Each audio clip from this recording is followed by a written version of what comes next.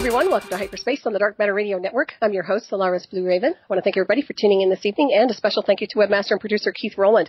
And my special guest this evening is Christopher Penczak. And Christopher Penczak is a witch, teacher, writer, and healing practitioner. His practice draws upon the foundation of both modern and traditional witchcraft, blended with the wisdom of mystical traditions from across the globe as a practitioner and teacher of shamanism, tarot, Reiki, healing, herbalism, astrology, and Qabalah. He is the founder of the Temple of Witchcraft tradition and system of magical training based upon the material of his books and classes. He is an ordained minister, primarily serving in the New Hampshire and Massachusetts pagan and metaphysical communities through public rituals, private counsel, and teaching. Through his travels, extensively teaching throughout the United States. His website is ChristopherPenczak.com, and please welcome Christopher to the show this evening. Hi, Christopher. Hello, how are you? I'm great. How are you doing tonight? I'm doing good. Thank you so much for having me on. Oh, my pleasure. It's an honor to have you on. And as we talked a bit off air, and I've read your books, and I absolutely love your information. It's very, very evolved. And I'd like to get into that a little bit and also touch base with you insofar as what you've been up to this past year. Sure. Well, I've been pretty busy, I have to say. You know, I travel a lot to teach, and I've been primarily focused right now on the Temple of Witchcraft. You know, we started up as a 501c3 nonprofit, and we bought property recently, and so a lot of my work has been trying to support that, and we've been offering classes and workshops online to kind of reach out to a larger audience and larger community, and a lot of my work has just really been trying to support that. So I'm planning a little vacation coming up to Ireland, which will probably be a little research as well for some future books, but I'm looking forward to a little bit of time off in May. May is my birthday month, so happy to spring. Yeah, and happy birthday. That's Taurus, the Earth sign, right? Taurus. Yep. I'm a 29-degree Aries. I'm almost a Taurus. Didn't make it. Yeah, pretty close. You probably, if you do progress charts, you probably progressed through Taurus already. So yeah, really. That sounds about right. Well, let's talk about the Temple of Witchcraft a little bit insofar as what type of craft are we talking about? What's the lineage behind it? Well, the lineage itself, and we're not super focused on lineage, but my lineage is with the Cabot tradition of witchcraft. My very first teacher was Laurie Cabot, or actually my first serious teacher. I'd say my first teacher was a student of Laurie's. And once I got to a point where she was like, you know, you're really asking questions that are beyond what I feel comfortable handling, why don't you go talk to my teacher? And so I ended up taking classes with Laurie and got initiated into the Cabot tradition of witchcraft, which is kind of I would say an occult Celtic tradition. You know, it was really drawn from Laurie's teachers from when she was a teen. So a lot of what we have available today, they didn't necessarily have available then. And their lineage goes back to something she calls the Witches of Kent. Her first teacher was a really mysterious woman. I've actually done a lot of research with Laurie trying to track down the details of it. It's been quite difficult. But she was a librarian at the Boston Public Library, and she claimed initiation and connection to a group of witches in Kent, England, which is in the southeast section of England. And it's primarily had a lot of Arthurian lore to it, a lot of mythology about Excalibur. It was very much an occult esoteric tradition. It was really before the time we think of things as being pagan. You know, it wasn't part of the, what I guess I would generously call the neo-pagan revival. So it was very much about witchcraft power and psychic ability and divination skills and magical skills in nature. And so, you know, Laurie received that and as a young woman and really kind of, put it on the back burner, I guess I'd say, like any young woman in her, you know, late teens, early 20s, and then, you know, got married, had kids, and through the process of the dissolution of her marriages and her relationships and being a single mom in the Boston area, when she really asked herself, you know, what am I? She thought, okay, I'm a witch. And she went back to those basics and really started to dedicate herself to witchcraft and added to her own tradition and her own lineage beyond what the Witches of Kent tradition was.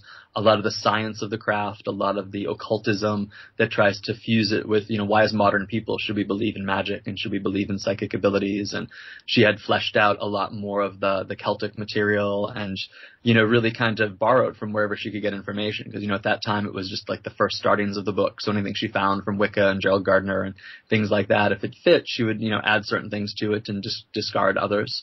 And really evolved her own tradition. So that was the lineage where I was coming from. And it was really important for me because I started as a skeptic. So, you know, my first teacher introduced me to the fact that she was a witch. And I'd always been interested in magic from a kind of sword and sorcery, you know, childhood fantasy sort of way, feeling like there was something really powerful and truthful there. But as I matured and graduated high school and went into college, I was really thinking, you know, as a kind of agnostic scientific person. I was raised Catholic. I really decided that wasn't for me, particularly as a gay man trying to find, you know, positive self-images and self-roles. And so when she introduced herself as being a witch to me, I just thought that was crazy. You know, I thought she had joined some type of cult. I thought, it was just in the sheer realm of fantasy. And I couldn't understand how my first mentor, who was my art teacher and first employer for a high school job and everything, I couldn't understand how she thought she was a witch. Like, that just seemed so fairy tale to me. But I respected her. So I wanted to know more, and I wanted to maybe arrogantly try to save her from whatever cult she, joined. And the more I learned, the more I really liked it. And so she took me under her wing and brought me, not to formally join her coven, but I was a guest several times, and trained me in meditation and trained me in tarot, and she used to run psychic fairs in the area, so I was one of her readers for quite a while. And we just got to the point where she's like, I think you need something a little bit more formal, and she took me down to Salem, Mass, and introduced me to Lori and got me signed up for her classes, and I studied with her over the years and was involved in the Salem pagan community, and then kind of branched out to, other things that I've been interested in as part of the greater occult movement, like core shamanism and how that influences what people call Celtic shamanism today. Got really interested in healing and started exploring herbalism and flower essences, and that led me into the New Age world of theosophy and light work and Reiki and all those wonderful things. And really got interested in more of the old world occultism after that, and what people think of as ceremonial magic and hermetic Qabalah. And it all really dovetailed nicely into what I think of as witchcraft. I think of witchcraft as a mystery tradition. I think we're in that awkward stage of changing to the aeons. We're kind of on that cusp of one foot stepping out of the Pisces era and one foot going into the Aquarius era, and we're really not in either anymore. And I think that's why there's so much turmoil in the world and so much uncertainty. So it's trying to craft new traditions that fit where we're going. Right. So although I have all that connection, and both through Lineage with Lori and studying with teachers and different trainings, for the temple, we really focus on the idea of your individual connection to spirit. And our formula of initiation is actually through the work. So a lot of people are very traditional, would say, well, that's not really initiation, or that's not really lineage. And I think you can still have those old lineages in the new aeon, but I think the new aeon's looking for new models. So one of the models I use for lineage or for initiation is the temple is kind of like the container. Whether you're doing it solitary online, or whether you're doing it just through the books and you're not really connected to us directly, or whether you're studying with a teacher in the temple, it's kind of like a cauldron. All the people in the temple form kind of a circle around you, and then it's up to you to kind of reach into the mystery through the virtue of your work, through the virtue of your skills, through the virtue of your education, both logical education and actually doing the craft. Because, you can read about it all you like, but unless you do it, it's not going to really help you. Yep. Once you reach into that cauldron, you make and forge those connections. So your direct lineage will be with the powers and the spirits, and the community is really just here to support that process and witness that process and recognize it sometimes in the case of, ordained ministers and degrees and things like that. But I think the formula comes directly from the spirits. Right. I agree with you on that one. And I agree in a sense that sometimes they are stuck on the degrees. And I'm always wondering, it sounds like you did have official initiation through the Cabots or Lori. Yeah, I'm technically a high priest of the Cabots, and I went through their degrees. Compared to other kind of traditional Wicca groups, the training in each degree is quite different. If I talk to another Cabot, I know what they've gone through in the first degree, in the second degree, and the third degree. Just like if you talk to somebody's Gardnerian, you'd have that sense of what's in the first and second and third. And we use degree system too in the temple. We have actually a 5-degree system because I think there's just so much. It's very hard to kind of stick it all into 3 degrees. And so we use an elemental model, and we look at the idea of each element as having a particular mystery. So it really focuses on a style of craft. So although they build upon each other esoterically and philosophically, each level kind of switches gears. And our hope is by the time you graduate through all 5 levels, if that's what you choose to do, you have a really good education in modern Western occultism through a witch's eyes. And you also have all these kind of skills to build your own practice. Some people get through it all and they have a much more shamanic spirit-based practice, and others have a much more ceremonial practice, and some have just kind of like a basic folk magic practice. Others are really psychic witches. And we really want to get, all those skills introduced to you and have practice with them and have mentorship with them. But once you graduate, then you have to figure out, well, what am I and what am I going to do? Have you ever done solitary work, and do you accept solitaire craft practitioners who want to be involved? Well, that's actually interesting. Although I have experienced the Coven format in many eras of my life, the temple's actually not Coven-based. Okay.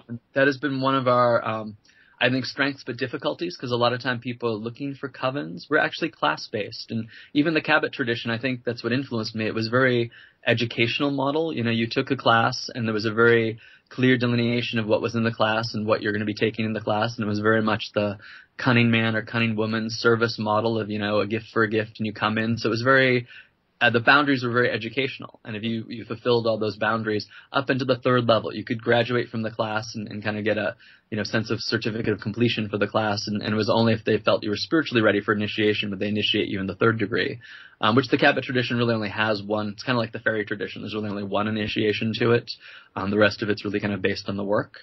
And so I've never experienced a Cabot coven because there's really not traditional Cabot covens. I've had what I'd kind of describe as eclectic Aquarian covens, where everybody in the coven was a high priest or high priestess, and we had rotating leadership, and it was very egalitarian. I've been in other training groups where you had to kind of work your way through the rings and the degrees and levels of responsibilities, but the Temple of Witchcraft format is really class-based. So, you can take the first degree class, and we really only just number them so we have this idea of, what order they go in terms of building on the philosophies. And if someone says, I've graduated the first degree, I know what they've experienced if they've not done it with me, or anybody else. You get a clear sense of what book they went through and what the exercises were and what the expectations were before getting out of it.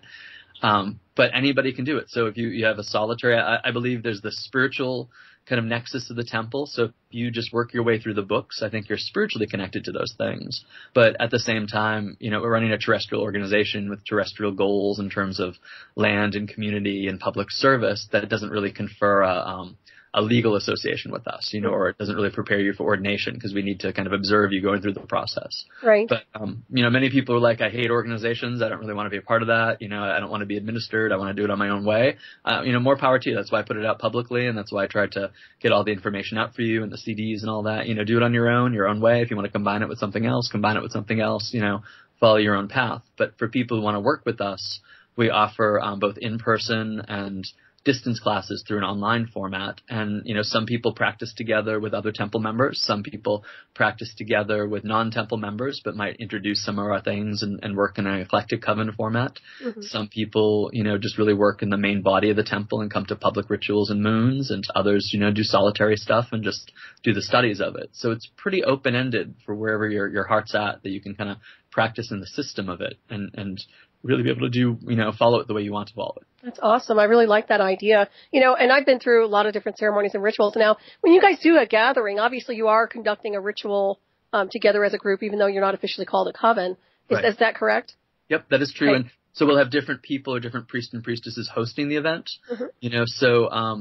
Our smaller gatherings are full moons, so if someone wanted a little bit more of an intimate setting and wanted to come to something, they might come to a full moon. So we'll sometimes rotate through. There's a ministry within the temple that's in charge of public rituals, but the person who runs that ministry might put other priests and priestesses in charge of different public rituals. And usually for like 12 of the moons for the year, there'll be a theme. Like back at the temple main house in Salem, New Hampshire, we've got the theme of the full moons is spellcraft.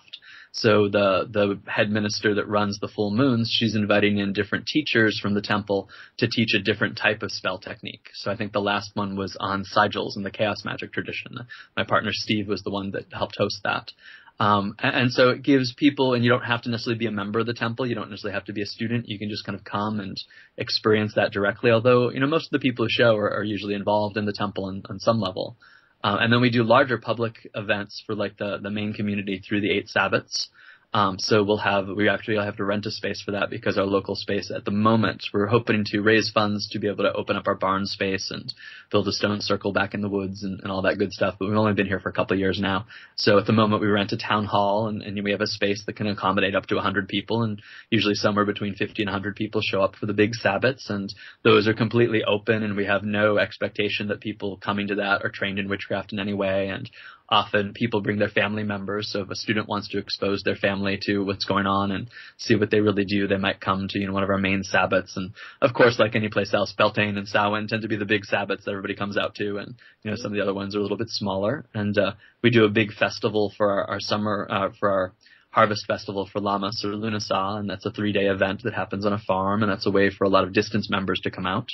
And then we also do dark moons, and at the moment I've been running most of the dark moons, and the dark moons have been just for ministers. So if you've graduated 1 through 5 and you're doing some type of public service work, or if also you're not a member of the temple specifically through our training, but you're a priest or high priestess in the outer kind of community around us from another tradition, but you're looking for ministerial support, you're looking for kind of peership, that's really welcome to you. So we have a couple priests and priestesses that are not necessarily temple high priest and priestesses that come out to that. And we try to do a little bit of a support group in the sense that, not that ministers need support groups, but the idea that nobody really knows what you're doing and working with the public except for other people who work with the public. So it's sometimes nice to have that empathy and that support. And we usually discuss kind of an advanced ministerial topic about working with the public and working with students and people and community.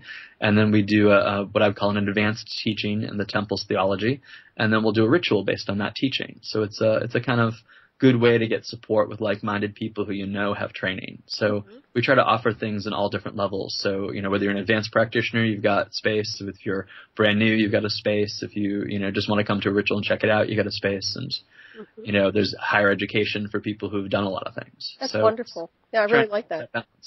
Yeah, that's awesome. And how many students do you have for the school itself? At the moment, we're kind of on the cusp right now. So I'm graduating 3 classes, and one of the new ones has just started. And so Witchcraft 2 level will start in May, and Witchcraft 3 will start in June, and Witchcraft 4 will start in July. So in general, we really have usually around 300 students, maybe a little bit more, a little bit less at any one time. That's awesome. Through 5 levels. That's wonderful. Yeah, it's been really good. It's grown a lot, so we're trying to manage it, and usually have a lot of people who sign up for level 1, and then they realize that we actually hold people accountable for the work. And I think sometimes people join a class because they want social support, but they don't necessarily want to do anything that's mystical or academic. And in the end, it's not necessarily an academic where people get a grade of A, B, C, or D. It's pretty much pass or fail. We want you to do your level best, and we're holding you accountable to do your level best, and we're giving you feedback for it. So some people, also get upset because they're not graded for things. And it's not about being better than anybody else. It's about, being better than what you were yesterday, and can you really apply yourself to the craft. But usually we have around 300, at any one time. That's wonderful. I kind of apply that to a black belt status insofar as it's really, a black belt is what it is for you as a black belt. And, right. And I think it's kind of like that with the teachings itself, but fascinating. And I just I applaud you for that. That's wonderful. And you're so articulate and your energy is so clear. So I'm like, I have a lot of respect for you. You're one of my favorites out there. And so I'm really glad that you've been able to make the show and let me interview you. I appreciate that. I use the martial arts, metaphor for a lot of things, which I found actually I recently had an exchange with somebody, and they were really upset by that because they thought, well, that just sounds too warlike for, my nice paganism and my earth-based and loving paganism. And I'm like, well, it can be loving, but at the same time, I think there's a difference also between the philosophies and the religion of paganism and practice and wanting to join a mystical order and practice witchcraft, So I support the pagan community, and I think that's a big part of the temple, but I totally agree with you. It's like getting a black belt, and I think when someone graduates Witchcraft 5, it's just like a black belt. The education's really just beginning. You've made that minimum level to be able to go forth on your own and kind of explore more and go deeper with it all. So, I see it as very martial and disciplined, and it's also loving, but it's finding the balance between those two. Well, another thing I'd like to get involved in tonight, if we could, is talking about psychic attacks, because I've also, I'm a practitioner of the craft, and I've come across in my own personal experience, people who were actually attacking me in the Coven that I didn't realize was happening until later. And then it was like, what do you do to handle these things, right? But you evolve out of it, but still, I think people need to go in understanding that the potential for a psychic attack or a disturbance in your energy field due to somebody else's personal will and ritual work can affect you. And I'd like to get your perception of that.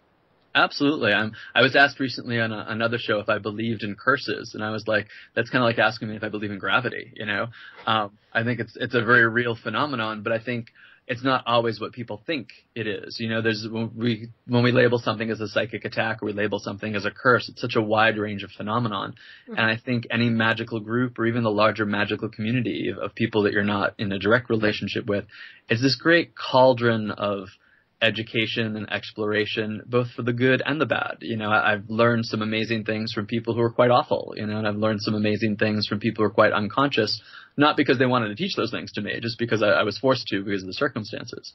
So when you join a group mind, when you join a tradition, when you join a community, when you even just kind of come out of the broom closet, it stands you out for everybody's attention. And there can be, real deep, powerful practitioners who have a lot of psychic energy who might not be that disciplined. They might not have that black belt approach that we're talking about. They might not really be clear.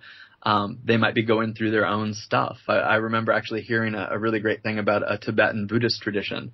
And in the Tibetan Buddhist, it was like a tantric tradition, and people would come to visit the temple and the school, and they would think all the first year students were the advanced students because they seemed so peaceful. And they would look at the intermediate practitioners and think, wow, they're a mess. They must really be the beginner students.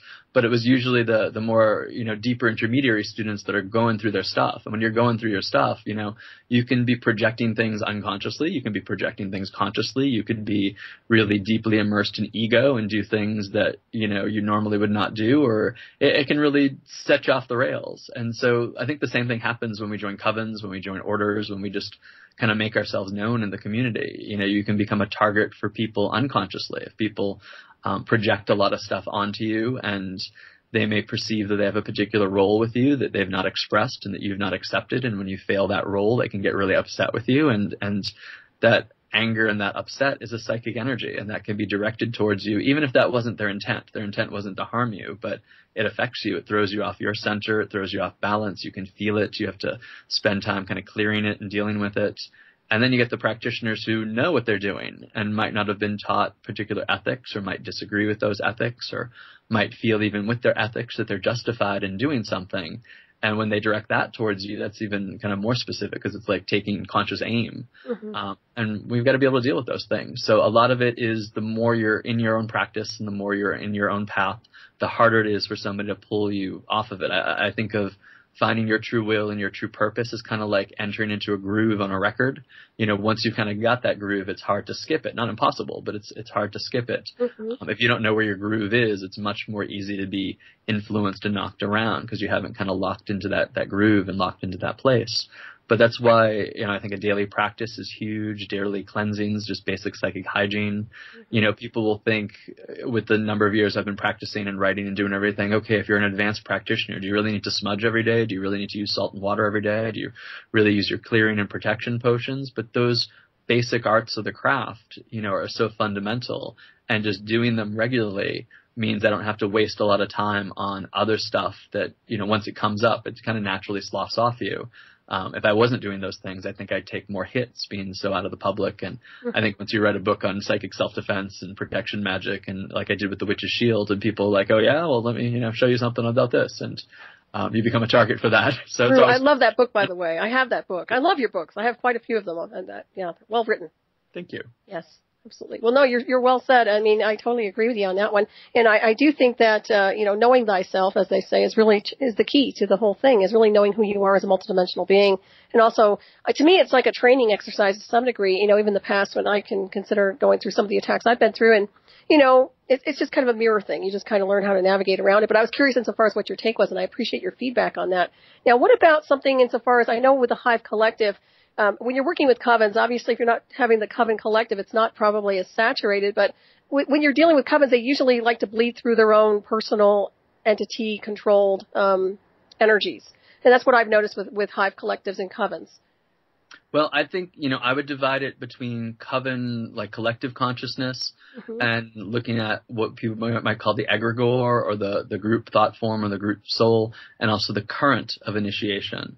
So for me, and for what we do at the temple, I think the temple definitely has an egregore, and it definitely has a current of initiation. And that's what people, when I used the metaphor before about reaching into the cauldron and the community holds you, I think if you want to get initiated into the temple, you're reaching out to that current and kind of pulling out your own thread to it. So one, it's not linearly based, nobody hopefully is basing, although sometimes it happens this way, but my hope is no one's basing their sense of authority of being a high priest or priestess based on the sense that they have lineage or initiation to me. I think the days of the named traditions, although they really serve, and I think if you feel called to one of them, that's great. But for me, the days of the named initiations after people are kind of done.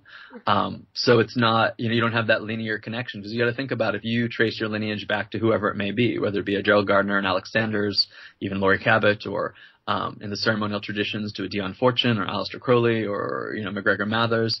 There's a current that's passed from teacher to student and student to teacher that's almost karmic. I think, and sometimes just like ancestral connections, you have to kind of clean up things from your ancestors. You have to clean up things from your teacher and your traditions. And one of the reasons why I've really been against, for me personally, the traditional coven model is it's really both based on apostolic succession in some ways, which I think is a very Piscean model. And it's also kind of based on the family unit. for so many people, high priestess and high priest become parental figures. And when it's done really, really well, and I've seen it done really, really well, and it's held really well by that priest and priestess, people move through all their family stuff, their family karma. They're able to kind of re-imprint on a healthy dynamic, and they can kind of be rather quickly through the 3 degrees, relative to their life, be led through a whole process of coming into spiritual adulthood.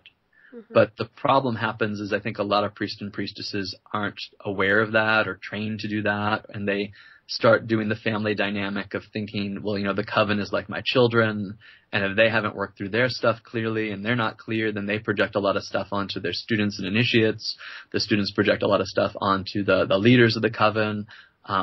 The dynamic between the students becomes weird and sibling-like, and all sorts of strangeness can happen. So if you're relatively clear with your family, and I've had, I'm an only child of 2 only children, and I have a lot to work out with my family, and I had a pretty good relationship with them all. When you step into that family dynamic, if other people are working stuff out, it's very alien, and it can be very tough to navigate if you're kind of approaching it as that adult and not kind of being broken down. There's a lot of magical traditions and spiritual traditions. I almost joined a Sikh order at one point, and when I realized their formula was to kind of break you down to, kind of baby level and build you back up, I was like, oh no, I've almost experienced this once and chose not to. I'm going to choose not to again. Right. It's like disempowering somebody, though. That's what I don't understand. It's like you receive your ascended master consciousness, whatever you want to call it, and then all of a sudden, something like that per se tries to drag you into the gutter. I just don't resonate with that. Well, I think, for people who need that, or they need to re-imprint that, or they need to be uplifted in that way, it can work really well for some people. It didn't really work well for me, and it wasn't the way that I wanted to do it. So, for me, a lot of it not having that coven experience, it's much more of the group order experience. It's more of the lateral counsel experience. It's here are the teachings, take them or leave them. Here are the experiences, use them as you will. We'll kind of know you and when you're ready to go forward based on the work you've done and how you present yourself. So there's not the assumption of the parental mode. I mean, people are always going to project stuff onto you. Mm-hmm. But I think, rather than having to work out whatever your teacher's working out and whatever you're working out in a familial way and that current being passed, it has more of the structure of the initiatory current. Like I look at the temple as a collective or a commune, not only of the terrestrial people, but we've made pacts and connections and alignments with various spiritual entities. So, as the people have come in, other people have brought in other spiritual entities for it, but there's kind of a core spiritual group between the fairy realm, between the angelic realm, between the gods and goddesses, between the ancestors and the mighty dead and the animal powers, and these are the ones that specifically have taken an interest in what we're doing as the temple. And they kind of form and add to the egregore along with the humans. So it's not just a human group thought form, but it's a spiritual group thought form as well, and it kind of forms the group soul of the temple. And so when people make connections through following the pattern, they get that current of energy to support them, but it's not based on my personality, hopefully. I mean, it's got a lot of my thinking underneath it because these are the patterns that worked for me. But sometimes I just look back on what we've created and I'm like, wow, I was never be wise enough to figure out all these connections. But now in the retrospective 10 or 15 years later, I'm like, wow, I'm really glad we did it that way, or I'm really glad that teaching came out, or I'm really glad that, we structured it in this way because it's really worked, even though at the time it was just kind of like an offhand thought. Mm-hmm, exactly. Well, the work you're doing is phenomenal, and I do applaud you for that, by the way. And I'm well aware that you can't live through your high priest and high priestess and the coven itself and all that. But I do like the idea of an overseer beyond the illusion of what they're teaching in the group. And right. And I have seen high priestesses and coven, elders of covens go bad, and it's really unfortunate. And that's why I asked about it, because I have seen the power trips, and I have seen the parasitic, almost like they suck people in to feed on the new ones, and I just don't resonate with that sort of thing. The manipulation, that sort of thing I don't resonate with. So I was curious insofar as what you thought. Yeah, I think if it can be held really well, and a good high priest and high priestess can witness and mirror and call people on all that stuff, the coven can be a container for it. Mm-hmm. And I think even magical orders become a certain container for it. I always tell people every interaction you have with people both in and outside of the group is a great mirror, but it's teaching you about something about yourself. It really doesn't say that much about the other person. So right. You get really upset with somebody, or you get really happy with somebody, or, any extreme of emotion, what is that really telling you? And can you find your center again? I think you're right, though. When it goes toxic with the leaders of the group, then nobody can hold that, nobody can model that, and it becomes messy. Right. And try to avoid messy. Exactly. And you mentioned the current. Now, with that being said, is there a way to disconnect the current from the previous initiation from the group that supposedly is maybe more corrupted? Maybe the student doesn't want to be associated with that group anymore and is breaking orbit to another level. Will they always have the imprint, or is there a way to navigate around that or above it? I think there's always an imprint in the sense that even if it's a bad experience, you still learn from it. I think it's much like trauma on any level from this. You know, I mean, a lot of healing techniques, sometimes people try to erase the past, which I think is a huge mistake, because I think you're where you're at because of the sum of your parts and everything that's come forward. But I think of the traumatic or abusive experiences I've had, whether it be like a physical injury or whether it be a really toxic emotional relationship or, you know, a family member or something like that. You can still kind of pull the gold out of that. So I think there'll always be that imprint. I think once you've been touched by something, you've always been touched by that thing. But I think an active current, if you want to think of it like a straw or a tendril from a plant or a copper wire going to somebody, like conducting an energy, I think those can be broken. So it's not a linear connection back to that group or that thought form or that tradition. But I think you'll always kind of carry that imprint. I think some of those things naturally wither away. You know, I think, you know, the more you place energy and attention to something, the more it grows, and the more you don't put energy to something, the more it withers. And I think over time, if you've disassociated yourself from a group, even if you've not had a formal disconnection, I think those connections can wither. But I think the imprint and whatever you choose to take away from that stays with you. If you choose to think of it was a horrible experience and not worth your time and still scars you, you're going to carry that with you, whether you're energetically disconnected or not. If you think, wow, that was a great learning experience and now I know what to do. Like there was a magical group I was involved in early on in my career, and I think they've set a great example for me of all the things I did not want to be and all the things I did not want to do. And I don't feel a linear connection to them anymore. But often when something comes up, I'll think back on them. And sometimes my thought process is, what would this teacher do? Oh, nope, I probably will do the opposite of that then. So she's still a teacher of mine, even though, you know, she's not a good teacher of mine. Right. That makes perfect sense. Have you ever done, I'm sure you have, and I know you're very advanced in your own psyche and consciousness. So obviously, have you done as a group any type of remote influence or remote viewing? Oh, absolutely. That's actually one of the tests in the first degree. Excellent. What we have, you know, and in the test, when someone goes through the whole process, we realize not everybody is going to be great at every psychic ability and psychic experience, but the two kind of big psychic experience, the three, I guess, big psychic experiences in the first degree, because it's all about energy work and consciousness and the philosophy and altering consciousness through meditation and psychic development. We do a remote viewing, and it's an objective remote viewing. So it's like a physical, tangible place in the world where you can get feedback on how correct you were and what your perceptions were or were not, because I think that's a huge thing. If we start going into what I would describe as the imaginal realms, and by imaginal I don't mean imaginary, but I mean the energy presents itself in a more subjective way. You've got to be able to have a confidence that you're able to kind of pick up on real and tangible things, even though you might interpret it in a different way. And I think the best way you can build confidence in that is actually going to places that are not subjective. And, you know, can you draw a map and check out a particular place and turn out to be right? Mm-hmm. I think that's a huge kind of test. And the other kind of test that we have is we have a psychic healing that has a diagnosis portion. So that's an objective reality. Either you came close to where the illness is in the body or what the illness was, and you kind of do a description psychically of the person. And, if you get that description correct, then you've objectively connected to that person.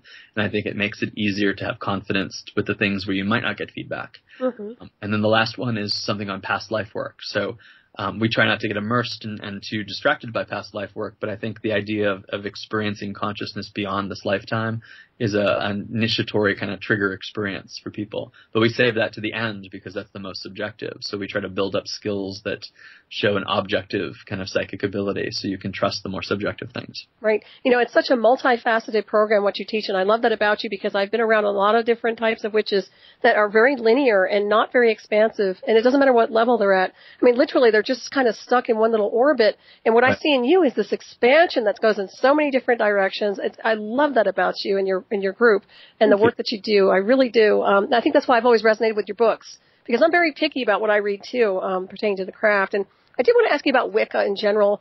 Sure. Is Wicca really affiliated with you, or is it something that's separate? Well, it all depends on, like everything else, how you define Wicca. Mm-hmm. And it's, I don't even feel like I've been practicing compared to some of my elders that long, and it's even changed so much in the 20 years or so that I've been practicing, or a little less than 20 years. But so it's when someone says, "Oh, I'm Wiccan," or "Are you Wiccan?" I'm always like, "Well, what do you mean by that?" Because depending on where you are in the world, or even just a few years ago, what that meant was different. when I started, Wicca was kind of a phrase to buy yourself more time to be able to have a conversation with somebody who might be frightened. When you first introduced yourself of what you were doing and someone was curious and they would say, what are you practicing, or what's that, necklace about, or why are you wearing that ring? You'd be like, oh yeah, I'm about the earth religions. And you'd kind of wait to see what the response was. And then if they were okay with that, then you might use the word pagan. And, if they asked you what pagan was, you'd say, oh, of the land, and it's a European, word, and it meant the people who didn't convert to Christianity, and you'd see how they'd respond. And then it was before Wicca was really well known, so you could say, oh, I'm Wiccan. And most people would go, what's that? And then you could finally kind of end on, well, I'm a witch. My teachers always used the word witch, at least my first teachers always used the word witch. It was only until kind of after I left that orbit that we started to get, and I started to educate myself more into what people consider to be British traditional Wicca. But depending on where you are in the world, they might not use that delineation of, British traditional Wicca being a lineaged, usually going back to Gardnerian or Alexandrian Wicca. And others would look at Wicca as the solitary practices that were really promoted by people like Scott Cunningham, and even before him, Raymond Buckland, which a lot of people forget that Raymond Buckland was a big advocate of kind of self-initiation and moving past the Coven structure, because usually people associate him as, very old guard, Uncle Bucky's Big Blue Book, a complete book of witchcraft. But, his other stuff and his Saxon stuff really, kind of set the framework for where Scott Cunningham went. And, a lot of the British traditional Wiccans of a Gardnerian Alexandrian stripe really don't like the idea of Scott Cunningham's work being called Wicca. And a lot of people practice that kind of eclectic, modern, solitary Wicca don't really resonate and see Gardnerian stuff as very dogmatic. So when someone says they're Wiccan, or, how Wicca-based are you, it's hard to understand where they're coming from. So that's usually the first question I ask. But for my own definition and my own way of looking at things, our 5 degrees are really 5 different mysteries. And the second degree is closest to what people generally think of in modern America as Wicca. It's kind of the foundational circle magic that I think anybody in both British traditional Wicca and eclectic solitary Wicca would see as kind of basic circle magic with the 4 elements and the 4 quarters, although we do it a little bit differently and have some different meanings to the mysteries of it. It's a lot of that kind of folkloric spellcraft, candle magic, charm magic, potion magic, oils, knotted cords, that type of stuff. And I think that's an important part and was an important part of my experience of it, even though my teachers tended to call that just witchcraft. But for most people, when they say, oh, Wicca, I think if they were to pick up one of the books, they would recognize Wicca in the 2nd degree book. That's the Outer Temple book. And I think if they looked at some of the other stuff, they wouldn't. A lot of the higher degrees.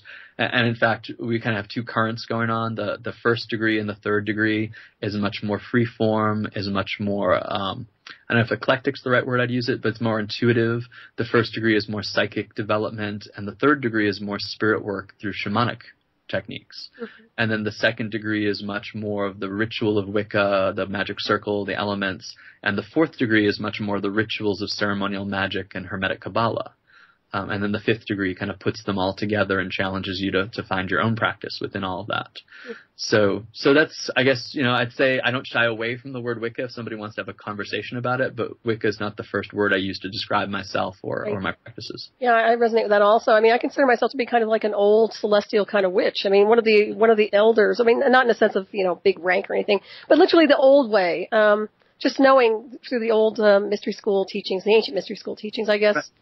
So that's my own impression of it. And I even think, I even have a harder time. I was discussing with some of the ministerial students right now about the word pagan, and even the word pagan has changed so much over the ages. And, before, it was kind of the broad line view of what witches and Wiccans were. And, there's the pagan pride days and everything.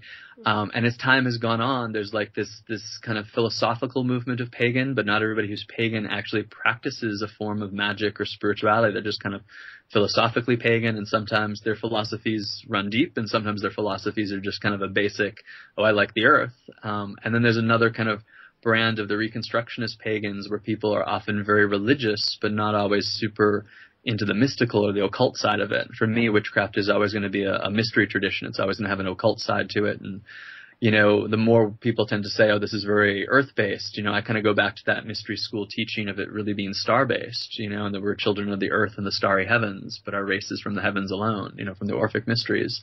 And I think the idea of consciousness and light and kind of expanding consciousness to the inner star of the earth and the underworld and the outer stars of the heavens is a huge portion of that. I think sometimes that gets lost when we just say, oh, we're earth-based. So true. I so resonate with what you just said.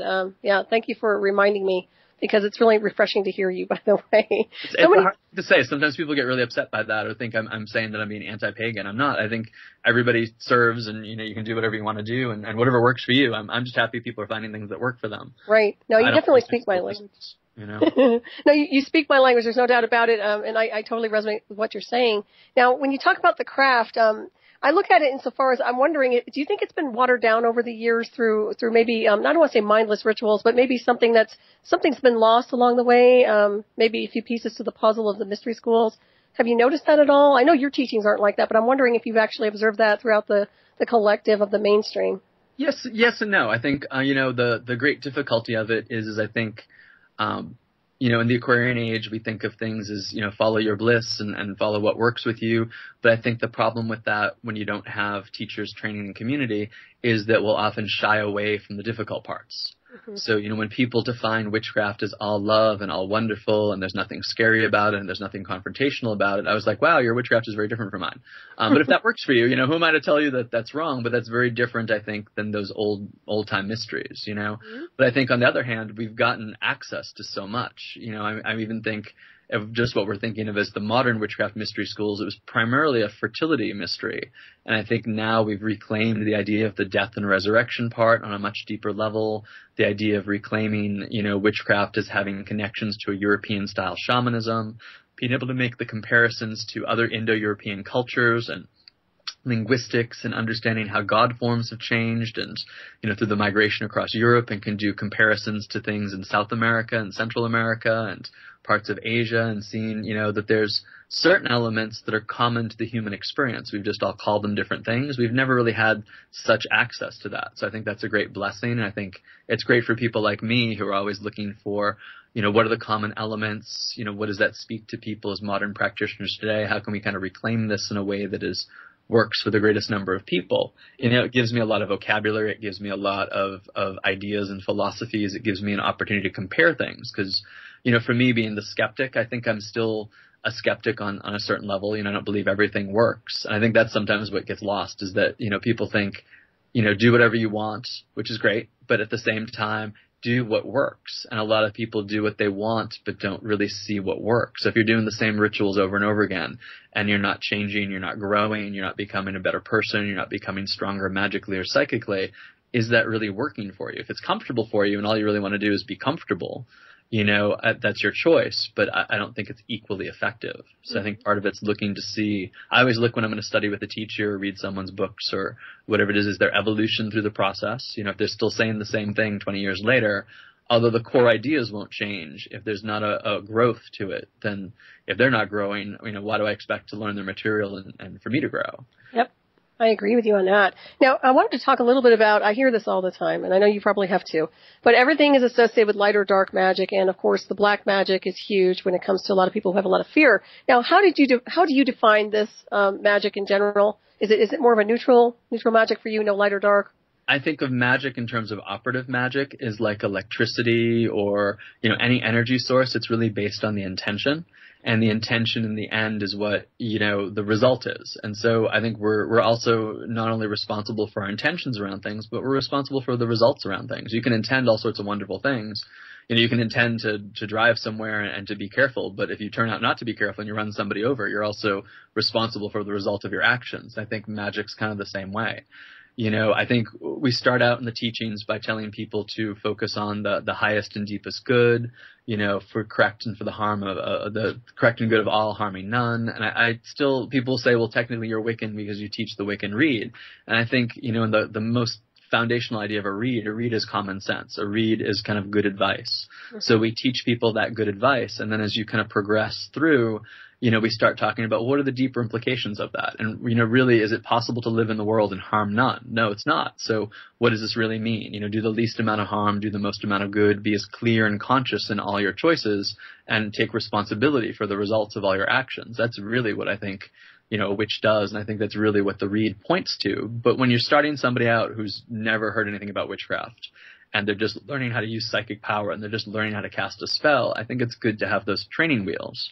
But I don't usually define it in terms of black or white. You know, I like the old ceremonial teaching that, you know, all magic that produces a result is a gray magic. You don't know what the result's going to be. The really true white magic is prayer, is that connection to a higher self, you know, but it's not necessarily an operative change. If you're going to do operative change, you've got to be careful because you're going to be changing a lot of things that you might not be aware of. If you can hold that deepest, highest intention for the good of all, that will lead you in a better direction, but it's not foolproof. You know, I can have that intention and drive down the street and still, you know, hurt somebody. So, you know, magic is kind of the same way, and looking at it as a real thing. I think a lot of people just think, well, I just held a good intention, held a good thought, and that was it. And that can be helpful, you know, at times, but I don't think that's operative magic.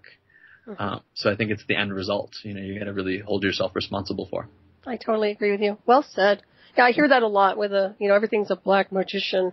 And do you believe in black magicians at all? Obviously, I know from what you just said, it doesn't sound like it. Yeah, well, I mean, I think, I hate the terminology of it because it gets into kind of our postmodern world of racial stereotypes, and it's very hard to use terms of black and white these days without thinking of race, and if you're equating white with good and black with bad, and, you know, it opens a craziness that's a part of our tradition, but is not necessarily helpful language, I don't think. I believe in harmful magicians, you know, just like I believe in harmful people. Right. But I think they're often not as prevalent as fiction and media and even, you know, new practitioners like to think. Sometimes you find that person who thinks, you know, there's a black magician around every corner. There's an evil magician, you know, trying to cause harm to people, and, you know, they're the source of all their problems and all their issues, where, you know, the other side of the psychic curse is sometimes it's you who's cursing yourself. You know, it's not really people are out to get you. It's that you're in your own way.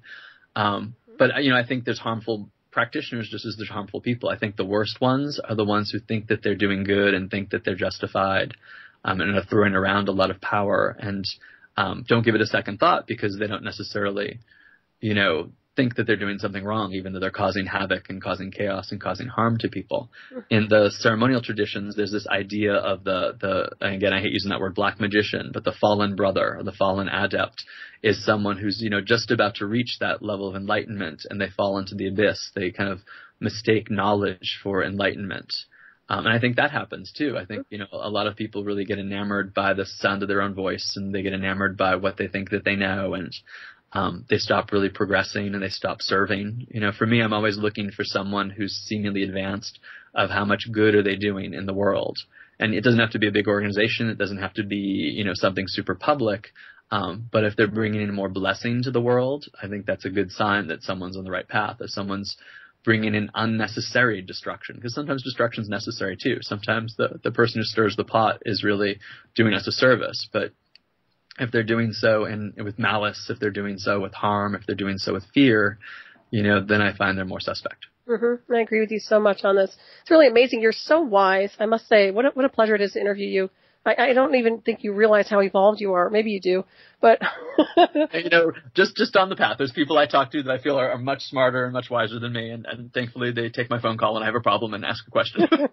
Well, you counsel too now. You are a minister, right? I do. Yeah, we tend to call it pastoral care because once we got the whole 501c3 and realizing all the technicalities and legalities of it, I don't want to give people the impression that I'm a licensed clinical social worker or psychiatrist or psychotherapist or therapist in any way.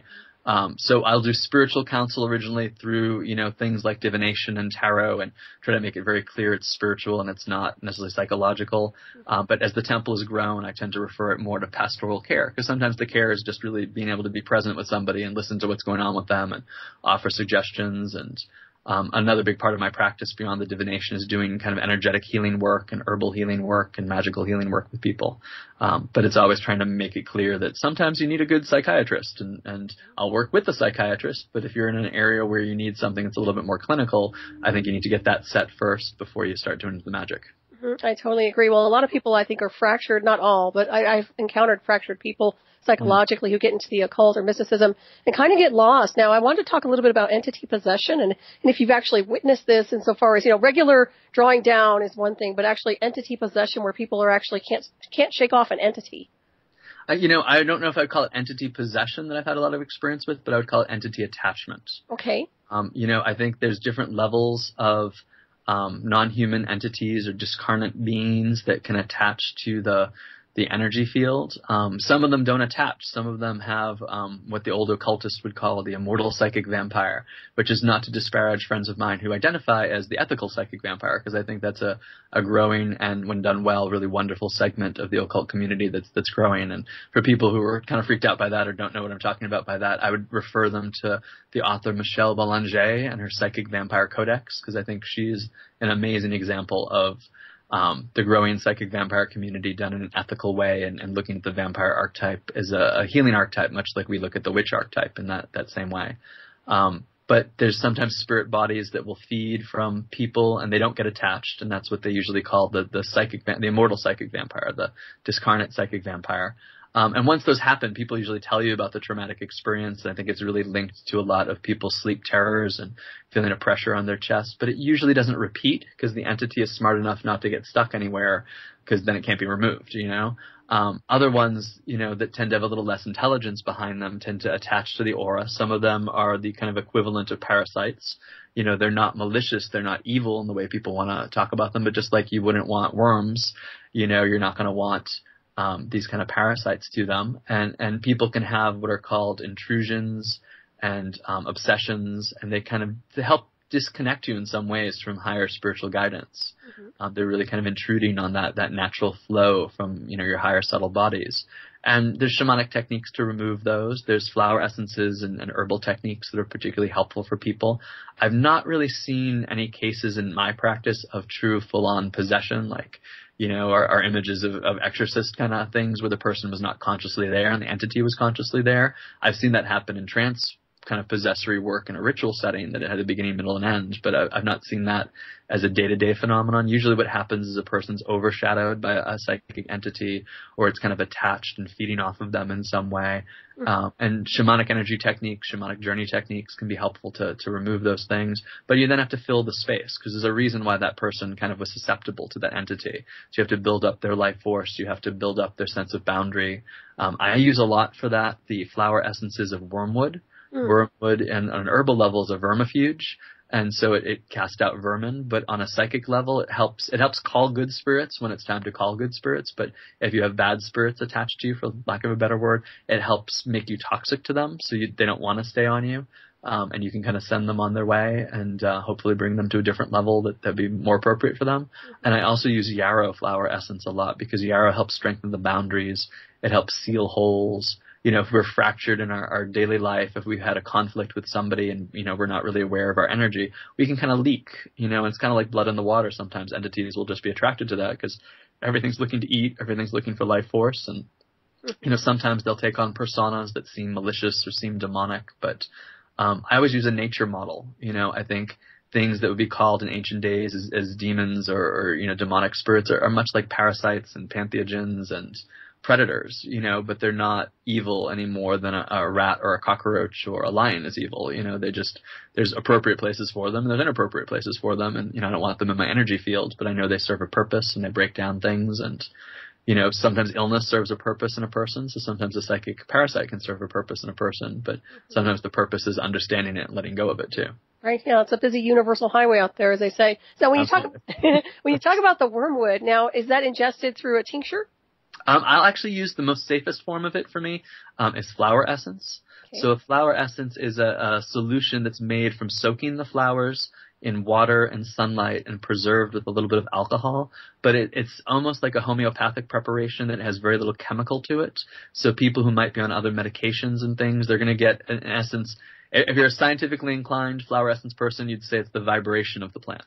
If you're a more spiritually inclined flower essence practitioner, you'd say it's the virtue or the spirit of the plant. But in either case, it works the same way. And it's really the energy or the spirit or the vibration of the plant that's going to enter your energy field and work on an energetic level, but not necessarily, you're not going to have to worry about counterindications with the herbs and, you know, medications and things like that, or health levels. There are cases sometimes where I take wormwood tincture, but usually with my clients I start with the flower essences. I think I'd probably start with the tea for a person. The tea is very bitter, and just kind of like the responsive bitterness that we have and kind of shudder to it kind of makes the entities shudder, but I usually start with the flower essence. Oh, excellent. And you teach classes on this, herbology and tinctures? I do. At the moment they're kind of all put into some of the temple trainings and the witchcraft classes. I do have here and there different classes on flower essences and herbal magic and potion magic that, are kind of one-night classes that pop up here and there, and they do show up in the books, like in level 3, which is the shamanic and the spirit-based stuff. We learn how to make flower essences, and I'm currently teaching a Wheel of the Year course. We're in the springtime. We're learning to make flower essences to tune into the energy of spring and the goddess of the flowers. I ideally, in the long term, kind of life mission stuff, is I'd like to have a series of continuing education classes prepared for the temple that go beyond just the 5 degrees that anybody can take, whether they're in the temple or not, and have one that's on a very strong mixture of magical and medicinal herbalism kind of fused also with the astrology of it, because I think that's the piece that's missing. When I took herbalism and studied it with a master herbalist and teacher, she had an awareness of astrology, but there wasn't like a lot of astrological herbal diagnosis. So I've spent a lot of time studying that, and I think I'd like to see more of that show up in a class and some of those traditions reclaimed. And it's one of many things. Like, there's a lot of things I'd like to add to I'd like to have an angelic magic course. I'd like to have a more, foundational alchemy course. Right now the alchemy stuff is in the Witchcraft 4 class, but there's so many things I'd like to expand upon, just getting the time for it. Right. I love alchemy too. I'm big on alchemy. And now I wanted to touch base with the angelic courses, and to me it resonates completely with the craft, although some people don't say they don't resonate with the angelics, and really, what is your impression of that? It took me the ceremonial magic to really understand the angels. I kind of came into the angel work through more of the New Age, theosophical paradigm, and at that time I didn't really quite understand it because it just didn't seem potent to me at the time. People were calling upon angels left and right, and other than one particular teacher of mine who was involved in the Qabalah Reiki tradition, he was really the only New Age teacher I could say I truly felt the presence of the angels when he invoked them and when he worked with them. And then I got into the ceremonial side of things, and a lot of the rituals and ceremonial magic and the spheres of the Qabalah relate to the archangels, and I'd say I really started to feel a current there, and through the study of grimoires and the seals of the angels and understanding certain witchcraft traditions, having the angels in them, and others feeling that, it wasn't a part of that. But ceremonial magic was a huge part of, early craft and Gardnerian craft and Alexandrian craft. So I wanted to explore that and understand that. And our own particular teachings, the thing that I think makes the temple a little bit more unique from other traditions of witchcraft, as we have a theology or a teaching on the 3 rays. And that came out of a vision that I had, and I wrote a little book in 9 days about it, and that's kind of become a guiding principle in our structures and the way that we teach and what's important to us. And it kind of borrows the 3 primary rays from ceremonial magic and theosophy of basically power, love, and wisdom. And part of the teaching was that each ray had an order of beings to it. And so the first ray, or the red ray, dealt with will and power, and its being or its order were the angelic races. And so the angelic races and the teaching that came out kind of through this received imagery, was the angelic races, were based in pure will and were pure kind of force, pure power. And then those who came into matter became what we think of as the fairy and the nature and the elemental races. And then eventually they were able to prepare the way for the souls that we connect to through what I call the creatures of flesh and blood, or what R.J. Stewart calls the living creatures, but what we think of as tangible nature, animals, people, plants, all the things that are kind of manifest in the world. So I think of the root of consciousness as really coming from the angelic world, and I'm really enamored by a lot of the witchcraft traditions that talk about the Nephilim and the fallen angels who are the teachers of civilization and witchcraft, because I think that kind of plays into this imagery that I received. So people sometimes hear that and they're like, oh, Christopher's skirting the edge of satanic stuff, and it's not necessarily, something in that way. It's really the kind of the view of Lumiel, or Lucifer, as the light bearer, and the power coming into the land, and the will coming into the land to make creation or start creation. Right. So that's how I see it. I think angels are very powerful allies, can be very wonderful entities to work with. But I don't think they're soft and cuddly and kind. I've had people say, oh, when I'm cold, I call upon Archangel Michael to warm me. I'm like, that's really not his function. That's really not, I'm sure maybe he could, but I think it's a little bit more divine than that. So I try to tune into their highest levels. Right. They're badass in the illusion of, right? Well, I strike myself, I like the Valkyrie. To me, that's something I really resonate with. But I like the warrior spirits too. And, what is your impression of the left-hand path? Now, I've been affiliated with left-hand path, and a lot of people look at them as satanic. And also, what is your impression of satanic? Because you know how people like to categorize everything. Right. Yeah, well, I think, again, like Wicca, when someone says they're satanic, I'm like, that's great. What does that mean to you? Mm-hmm. Because you've got on one level the weekend warrior Satanist who, saw a horror movie and think that they're Satanist out in the backwoods or in the cemetery. Mm-hmm. You've got the Anton LaVey style Satanists, and you've got like the ones that engage me the most, I think, are the Setians, the Temple of Set type of Satanists. I think they have a really interesting occult theology and a really well thought out lore and principles.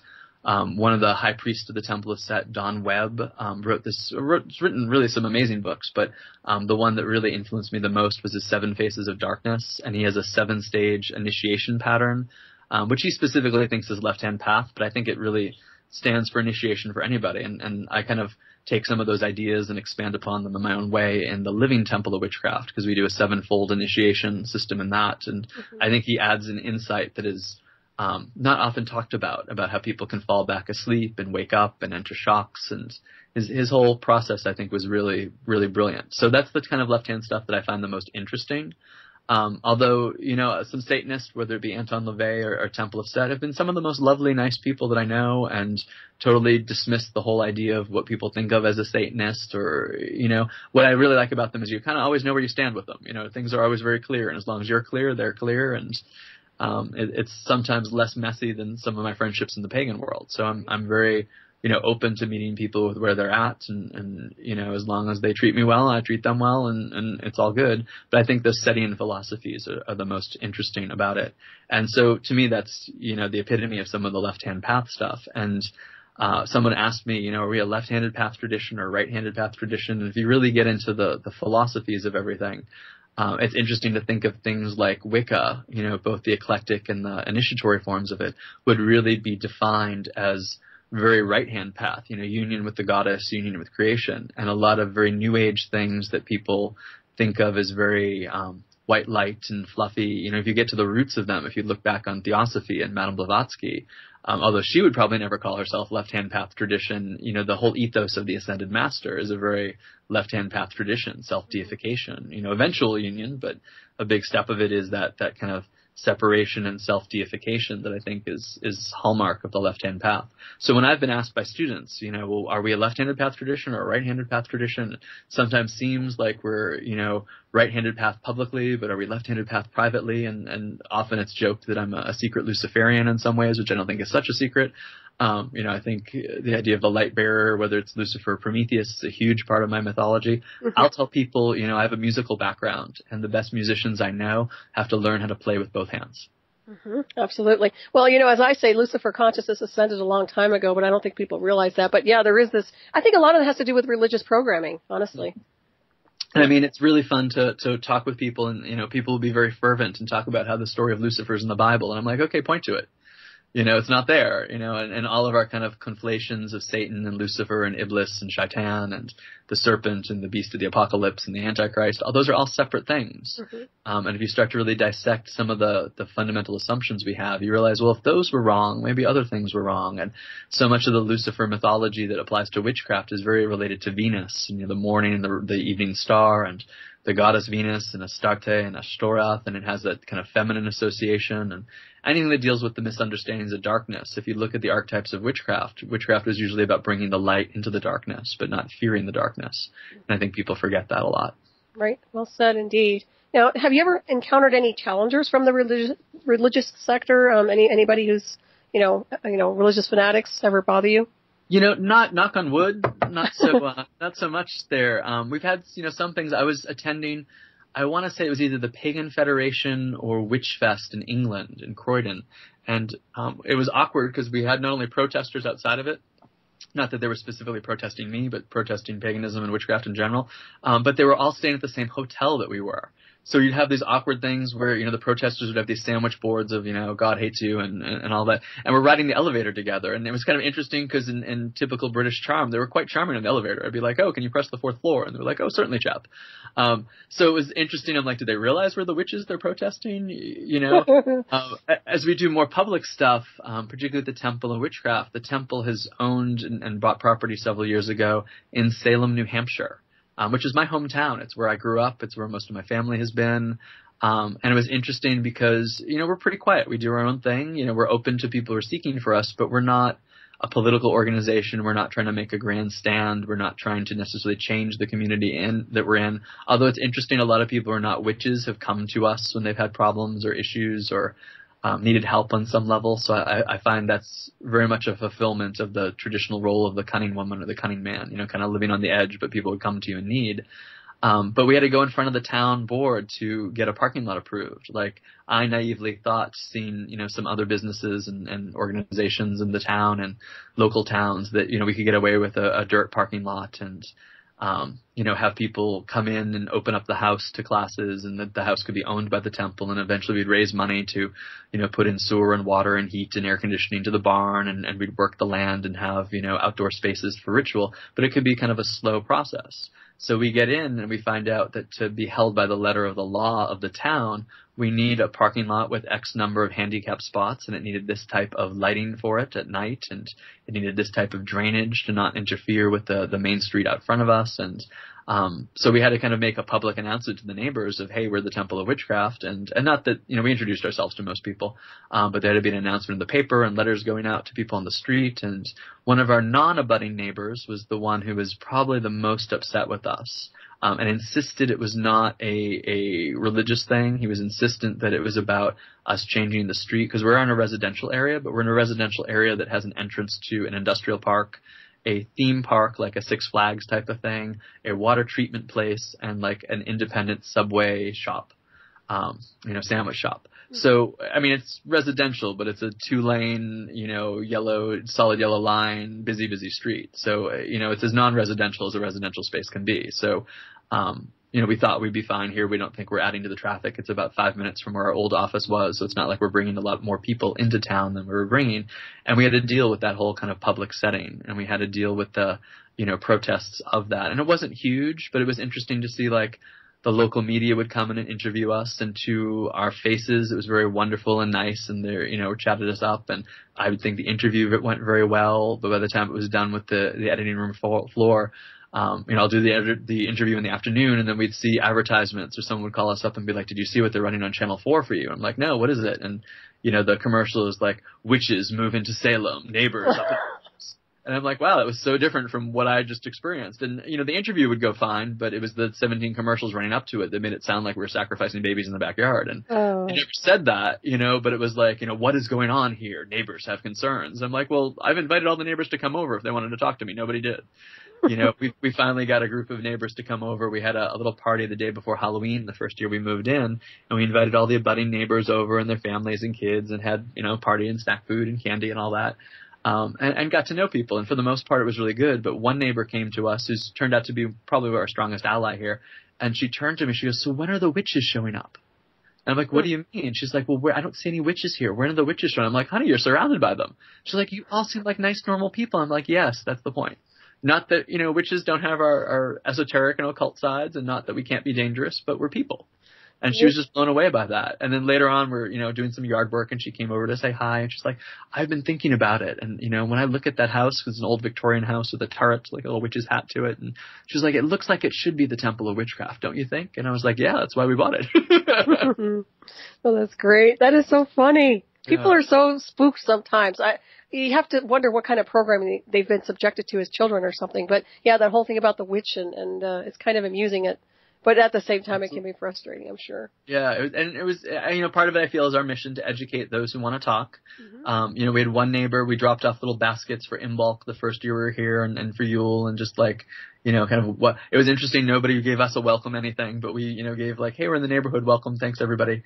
And we had one neighbor return it, and he was willing to have a little conversation with me, and he did, and he felt because he spoke out against us at the town, he couldn't accept gifts from us. And I'm like, you're more than welcome to keep it. And we had a good dialogue for a big part of it, but I think it still was really, outside of his area of comfort and expertise, and he's not caused any problems for us, but I don't think he'll be coming over for a barbecue anytime soon. I think education is key, but I've run into that all my life, in the illusion of, and I got to the point where I don't explain anything, but I'm very, obviously open in communication. Now, I did want to ask you a little bit about the Masons, and if they're affiliated in any way with your mystery school teachings or the Temple of Witchcraft. Well, that's kind of funny. I would say in an official way, not so much. Even our degree system is not Masonic in the way that, a British traditional Wicca group you could kind of look at and say that's Masonic. I mean, there's obviously going to be in modern neo-paganism today nods to Masonic stuff, even like the so-moted bees and the blessed bees and all that. So that's a part of our kind of overall pagan culture. Strangely enough, when we first started doing things in Salem, New Hampshire, the place that we rented for our Sabbats, even before we had a official office in town, was the Masonic Lodge. And the Masons were really kind to us and really wonderful to us. And we just kind of outgrew that space. So we're now renting the East Derry Town Hall, which is a couple towns away, just because it fits more people and has better handicapped access. Mm-hmm. But there's no official connection to that. But we actually have a couple members that are degreed Masons that, I've had interesting conversations with without them breaking any of their oaths and such. And they've pointed out some parallels or given me some public books where things have been talked about. And they felt like as long as, they didn't tell it to me and, it was okay to talk about the book. Right. And it was interesting to hear those parallels, but we don't necessarily have direct connections or, none of the work that I'm doing is particularly influenced or motivated by the Masons. Yeah, that's interesting. I've interviewed quite a few Masons as well. And yeah, there is a parallel with ritual work. There's no doubt about it. But I found it interesting. We used to have, I'm in the Colorado area, but we've had Grand Coven. And it was held at the Masonic Lodge each year. So I thought that was really kind of funny. You'd have all these witches show up at different covens. It does resonate. So very, very interesting. Now, I did want to touch base with you a little bit on voodoo and what's your impression of voodoo in general?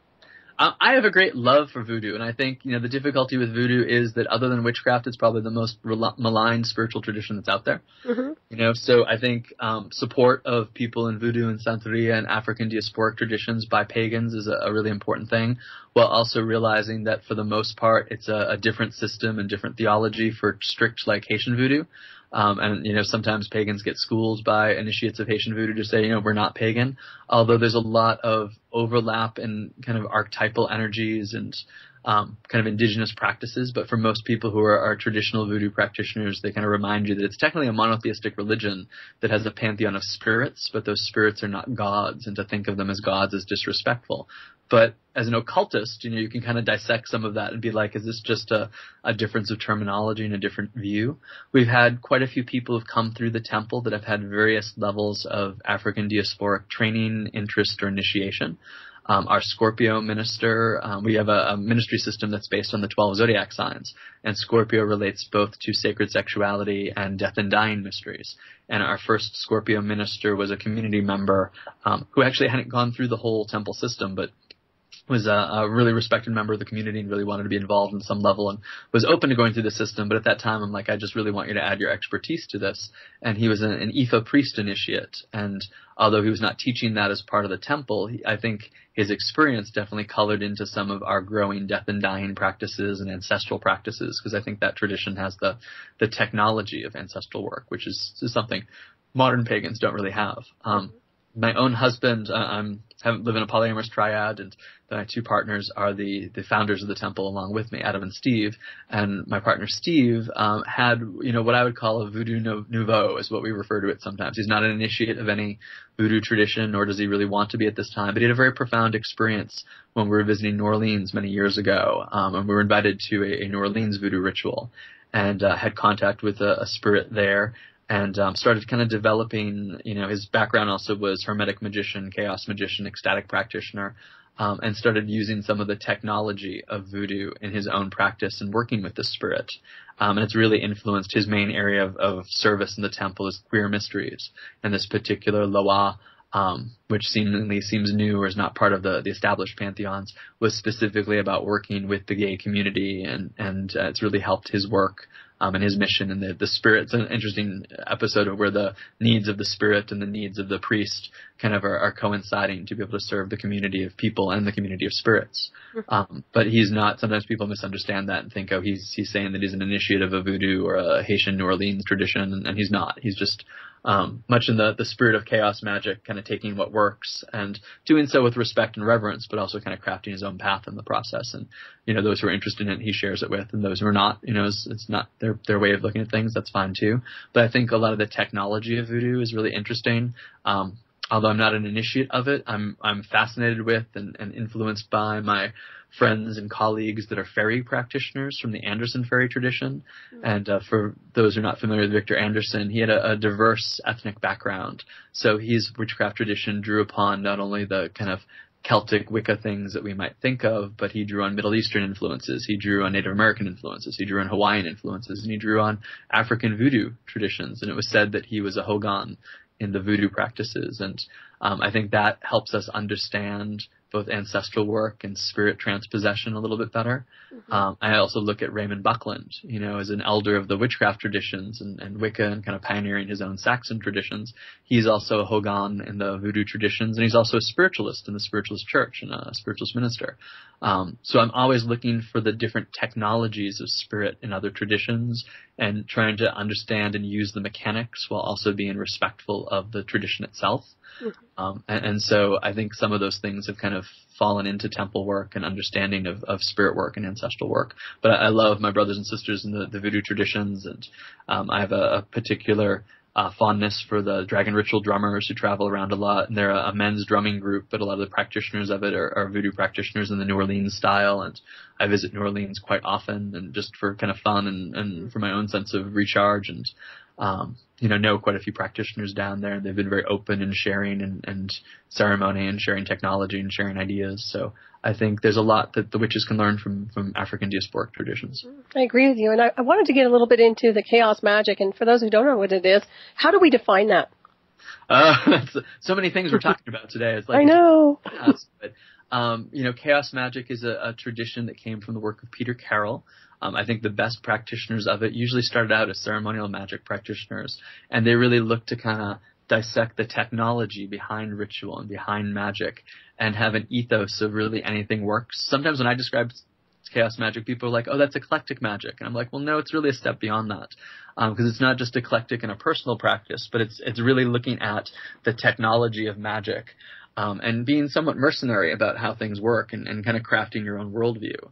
I really have a great love for the person who's considered to be the grandfather of chaos magic, Austin Spare, and I really look at his work as very witchy and a little bit less ceremonial. But he was really big in art magic and sigil magic. But I really love Peter Carroll too. He had a whole system of using the chaos star, which is an 8-pointed star.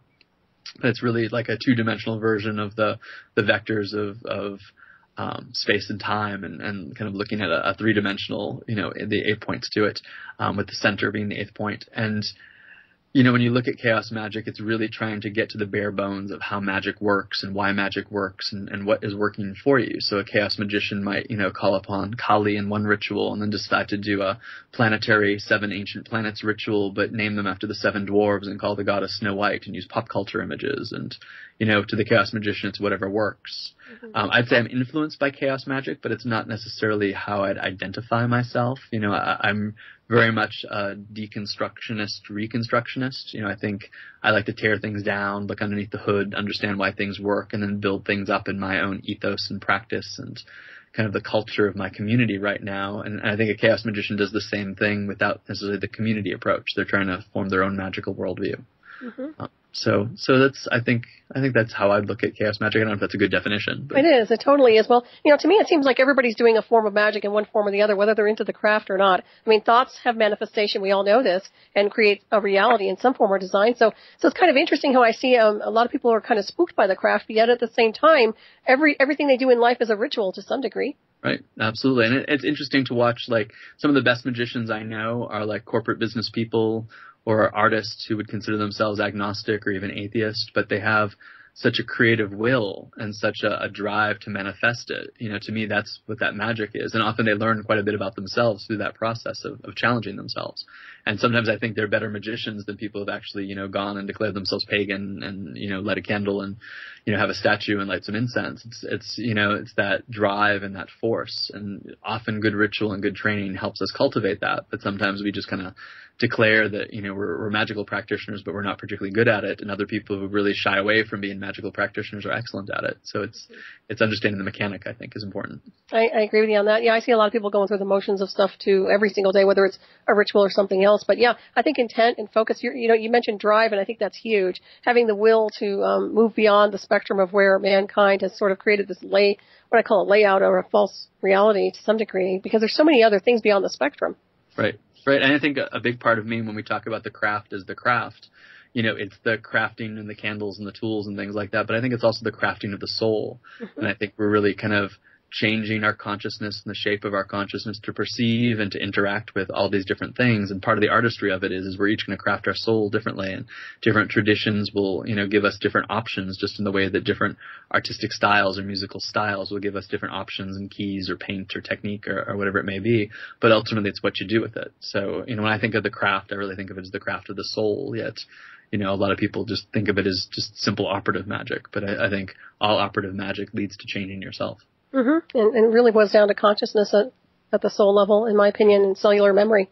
Right. Knowing who you are. Cellular memory, global memory from the kind of deepest level of the soul, understanding incarnation cycles, understanding, we teach a tripart soul. So there's 3 aspects to the soul, understanding how those link together, understanding, I even think of a kind of collective consciousness between us and our allies. I think we create a vehicle of consciousness, and that we can do certain things when we're interfaced with fairy allies and angelic allies and ancestral allies and totemic allies and even plant allies. Mm-hmm. And I think each of those things shape our consciousness in a different way. And one tradition might be all about the angels, and that's going to lead in a particular direction. Another tradition might be all about the fairies, and that's going to lead a different type of shape of consciousness. Some use both, and that's going to create a third option. So it's figuring out, that kind of collective spirit and how that not only benefits us, but benefits the spirits. I think we're all in it together. I agree, yeah, as above, so below, and many other realms as well. Now, when you look and see what's going on with the planet right now, and I'm very concerned about the environment to some degree. I pay attention to what's happening with our trees and our forests, and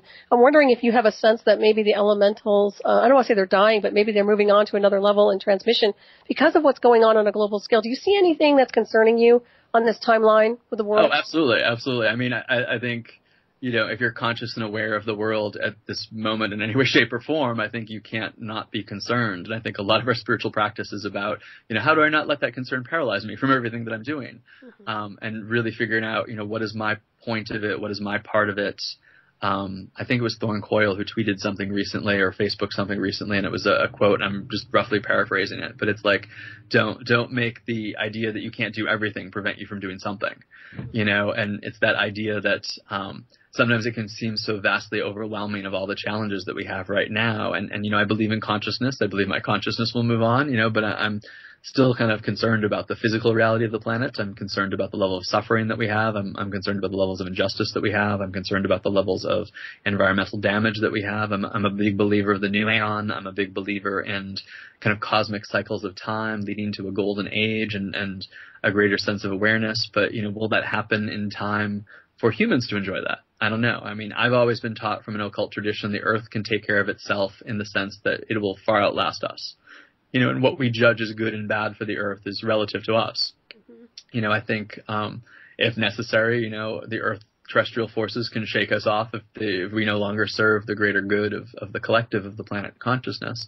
I would like to think that humanity can redeem itself and interact and interface and change society in ways that can be beneficial to all. That's a big part of why I craft my consciousness. It's a big part of why I teach, but it's also getting overwhelmed with, how much of this can I do? And I get a very clear guidance from the goddess about, several things. There's so much more, I could do on a day-to-day level, but then I wouldn't be able to do my teachings, my writings, my ministerial work, and it's having to judge. You only have so much life force. Is that life force best taking political action? Is that life force best on the protest lines? Is that life force best getting involved in an environmental agency? Is that life force best, doing what I'm doing now? Is life force best kind of going back into a corporate setting and kind of demonstrate there's a different model of consciousness amongst people who would not normally see it? Those are all choices that we have. And it's figuring out what is my soul calling me to do, because it can be very paralyzing to think I can't do it all. And the advice I got from the goddess was, these are the things we want you to focus on. We want you to focus on something else. That'll become apparent in your will. That'll become apparent in your consciousness.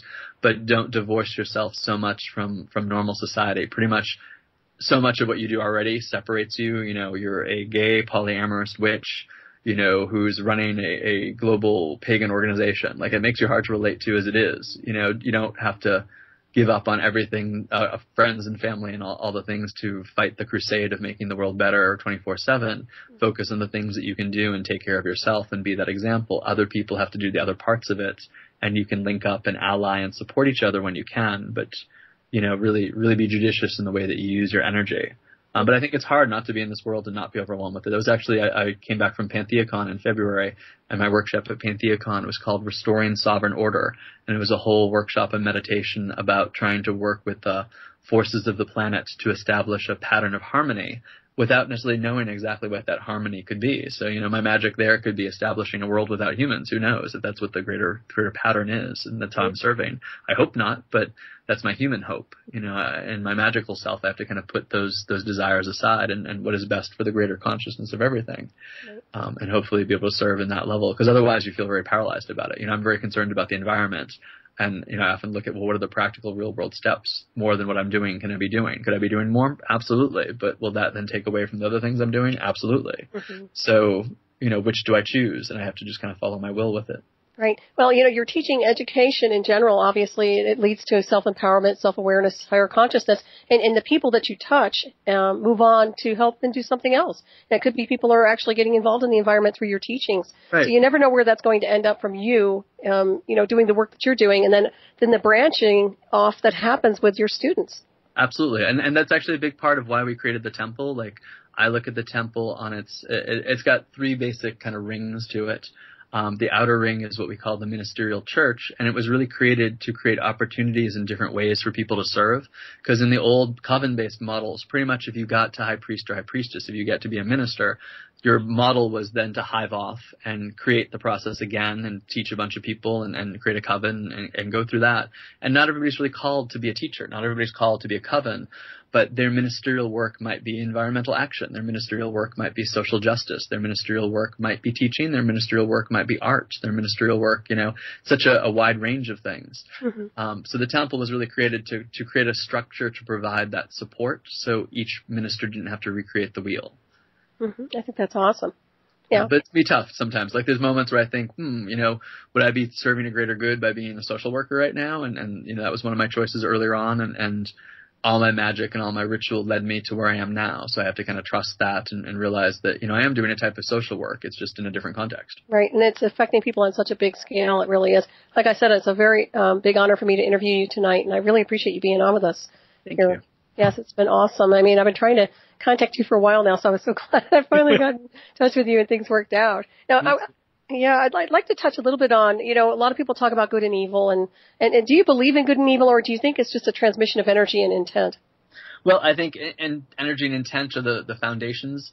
I don't think of an absolute good. I don't think of an absolute evil in our kind of mythological movie views. I think of, good is when force is applied in an appropriate and harmonious way that serves a greater stability. And I think evil is when force is misapplied and causes unnecessary or wanton destruction. Mm-hmm. I do think some things that are destructive are good. I do think some things that are seemingly harmonious can be bad. So I think it is the intention and the result behind it. But I don't think of a cosmological absolute good. I don't think of a cosmological absolute evil. I think of things in terms of life. I think life has a cycle of a beginning, middle, and end. I think our consciousness, our universe, the various subtle layers in the cosmos have a consciousness that has a beginning, middle, and end. I think there's things that we enjoy and find pleasurable, so we tend to label them good. I think there's things that we don't like and we don't enjoy, and so we tend to label them bad. But I don't think that they're necessarily inherently good or bad. I think that's perspective. It's like good and bad karma, or, people will think, I'm getting good karma because I'm having a pleasurable experience right now. I'm getting bad karma because this is difficult. But sometimes the most difficult experiences have been good for me, and sometimes pleasurable experiences have trapped me and kept me stuck. So I can't look at that as just my judgment mark. But I don't believe in a cosmological evil. I don't believe that something's tempting us. I believe we have to be responsible for our own choices. And, we all contribute to the evil of the world, if you want to call that, based on our decisions and based on the consequences of those decisions. Right, yeah. Oh, and, of course, what people believe is what they manifest once again. So, right. I think malicious intent is a choice, like free will. It's a choice. Absolutely. And malicious intent is something I look for. I can work with and forgive and navigate all sorts of mistakes, miscommunications, misunderstandings, emotional, physical, mental illnesses, all of those things. But once malicious intent seems to be the motivating factor, that's when I really start to disengage totally. I agree. Yeah. And what about countering as a witch? We can't be all fuzzy bubbles. So, and we touched on this earlier just a tad, but obviously there's training in the dark arts and the illusion of dark. Right. I think for me, going back to that martial arts model again, I think whatever the intention is of what we might need to counter or rebalance, it's using the minimum level of force that is necessary. I think one of the things that's become difficult in the modern craft movement, like the pendulum swinging the other way. For the longest time, we told everybody, witches are nothing to fear. We're just like you. Everybody, we're love and light and harm none. And I think people took that to such an extreme, then the backlash came now of people feeling like not only are curses justified, but, curses at the drop of the hat. You've offended me, and now I should curse you. And I was talking to a young man several years ago at a convention, and someone pissed him off for something that was relatively minor. I don't even remember what it was. It was so minor. And he turned to me, and he just looked at the person who's like, oh, my cursing finger is kind of itchy now. And I just was aghast. And he kind of looked at me like I was this very fluffy, white light kind of guy. But it just seemed like if you had any mastery of consciousness, that little slight would just roll off your back. And it's really these bigger things that, often witches are taught a witch cannot suffer an injustice to stand. But then it gets into the idea of, well, what is justice for me and what is justice for you? And, am my personal stuff getting tied into this? Am I equating justice with what I think is right as opposed to, what may be cosmically right? Mm-hmm. So I always think whenever you want to counter something, it's that, tuning in, am I called to do this? Does my soul have a will and an impetus to do this? Is this my ego saying I'm so important that I should be involved in this when it really might not be my business? And then looking at the circumstances of it. And, someone asked me in one of the kind of ethical debates we have in the ministerial training is if there is a murderer or rapist in your community, if you cast a spell for them to be caught, is that a curse? And people, are you still there? Yeah, I'm here. Okay, sorry, I heard a little noise there. Sorry. The moderns of technology, sometimes you hear a little beep and it's not you. That's okay. It might be my producer. We're good. Okay. So, they had this idea that our reed says to harm none. So, if you get that person caught, you're obviously harming them. So the reed would forbid you from doing that. And I'm like, I think you've taken it to the extreme that is not appropriate. If someone has broken the conditions and rules of their society and causing violence to somebody else, isn't the least amount of harm, isn't the most good stopping them? They've automatically broken the rules of the society. It's not up for debate. You don't know who it is if you're casting a spell for the person who's doing these crimes to get caught. But doing a spell for the person to get caught and to go through process and justice is a very different intent, and I think is appropriate. And it's a very different intent than asking that they get hit by a train. Mm-hmm. I totally agree with you. Yeah, it's more supportive. One is vengeful. One also puts the circumstance of somebody else, in charge of their death. And what is the person who hits them going to go through, and how are they going to feel about it? And one is appropriate, one's inappropriate. If it turns out that person who gets caught is not actually doing the crime, if you do the spell that they get caught and they get convicted, and the person who's done it is clearly the focus of your intention, if you don't know who they are, I think that's appropriate. I don't think that's a curse. I think that's justice. Right. But likewise, if someone's cursing you, if someone's doing psychic attack on you, a martial artist is going to stop you and put you down on the floor, and take appropriate measures for you not to cause harm again. But they're not going to push you off a bridge and murder you. Right. And so I think a lot of curse stuff, I would not do. One of the rules I was taught by a friend of mine who I would say had, I won't say darker ethics, but was definitely not a practitioner of the reed. She basically said never do something with magic if you wouldn't do it in real life. Mm-hmm. So if you feel that so strongly that you're going to curse somebody, and there was an excellent story of a high priestess, and I always kind of keep this to mind, a old kind of witch queen in the older traditions, and her daughter was being basically beaten by her lover. And they went to the court and got a restraining order and got all that thing. And then the witch queen turned to the ex-lover and said, you need to stay away from my daughter. If you don't, that will be the end of you. And she essentially cast a curse that if the person violated the restraining order, then the curse would take an effect. And if they didn't restrain the restraining order, they didn't violate it, then they'd be fine. Mm-hmm. And this person's ex-lover was walking on the other side of the street, and she saw her former lover and the witch's daughter, and she started crossing the street. And who knows why she was crossing the street? Was she going to try to make amends? Was she going to try to hit her? Who knows? And so through that process, as she crossed the street, she got hit by a car. So was that by her own self-actions? Because the courts have said this is the appropriate use. You have done this level of violence. You cannot come within a number of feet. You violated the number of feet, and then the curse took effect based on this witch's intention. Was that appropriate? I I don't have a problem with that. I don't disagree with that. But I think it was the set in motion by the person's actions. They took every real world action. They took every real world safety. It wasn't done out of malice. It was done with a set of boundaries. Right. Now, would I want the intention that she'd be hit by a car and killed? I don't know. I wouldn't want that particularly, but I would want no harm to come to my daughter if it was my daughter in that situation. Right. Yeah, I do believe in setting boundaries as well, and there's nothing wrong with a protection spell. Now, considering spells in general and looking at them, I see this all the time, and I wanted your take on it, that there are many people on websites now who are selling spells. And right.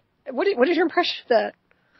Well, I mean, I think on one level it's a time-honored tradition. You know, there was a group of people, you know, who fulfilled that function in almost any society that had magic. You know, whether it's the medieval period of the White Witch, that you would go to the cunning woman and get your divination and get your love spell, and you didn't necessarily have to be a practitioner of it, to, you know, paying the temple priest or priestesses, and everybody had kind of their, you know, in pagan times had their folk practices at their hearth and had their household gods and their ancestral gods. But if they wanted to, you know, commune with Zeus in ancient Greek society, they might go to the Temple of Zeus and speak to a priestess and make a donation and, you know, have that whole process and that whole ritual. I think that's always been a part of, you know, magical practices. I think the difficulty for me is I've found magic to be so self-empowering, I can't imagine teaching it in a different way. And I think the age of Aquarius is the age of those lateral relationships and that empowerment for the whole and empowerment for everybody. So my own personal ethos is you can pay me for a lesson and I will teach you how to do the magic and I will do it with you. But if you won't take responsibility to do it, to be actively a part of the process, I can't do the spell for you. And I get a lot of calls for that. As a professional witch, as having a practice, as being a priest, you know, people will come to me and say, I need you to cast this spell for me. I need you to cast that spell for me. And I have friends who do that. I think it's more established like in the hoodoo traditions and in some of the African diasporic traditions. And if you were raised in that tradition and you were trained in that tradition and that's culturally appropriate and you're serving those communities, right, I don't have a problem with that, but that's not my community. Right. Yeah, I was always on the fence about that because sometimes it looks almost like snake oil, but, you know, and then there's legitimacy too. But when I look at it, I'm thinking the spellcaster is inheriting the karma because they're taking, and honestly, if you don't really know the situation, to cast a spell against or towards someone that you don't know, just out of hearsay, can be very dangerous, I would think. You know, it's really interesting in some of the tribal traditions and African diasporic traditions and folk magic traditions, they actually believe the responsibility ultimately lies with the person who hired them.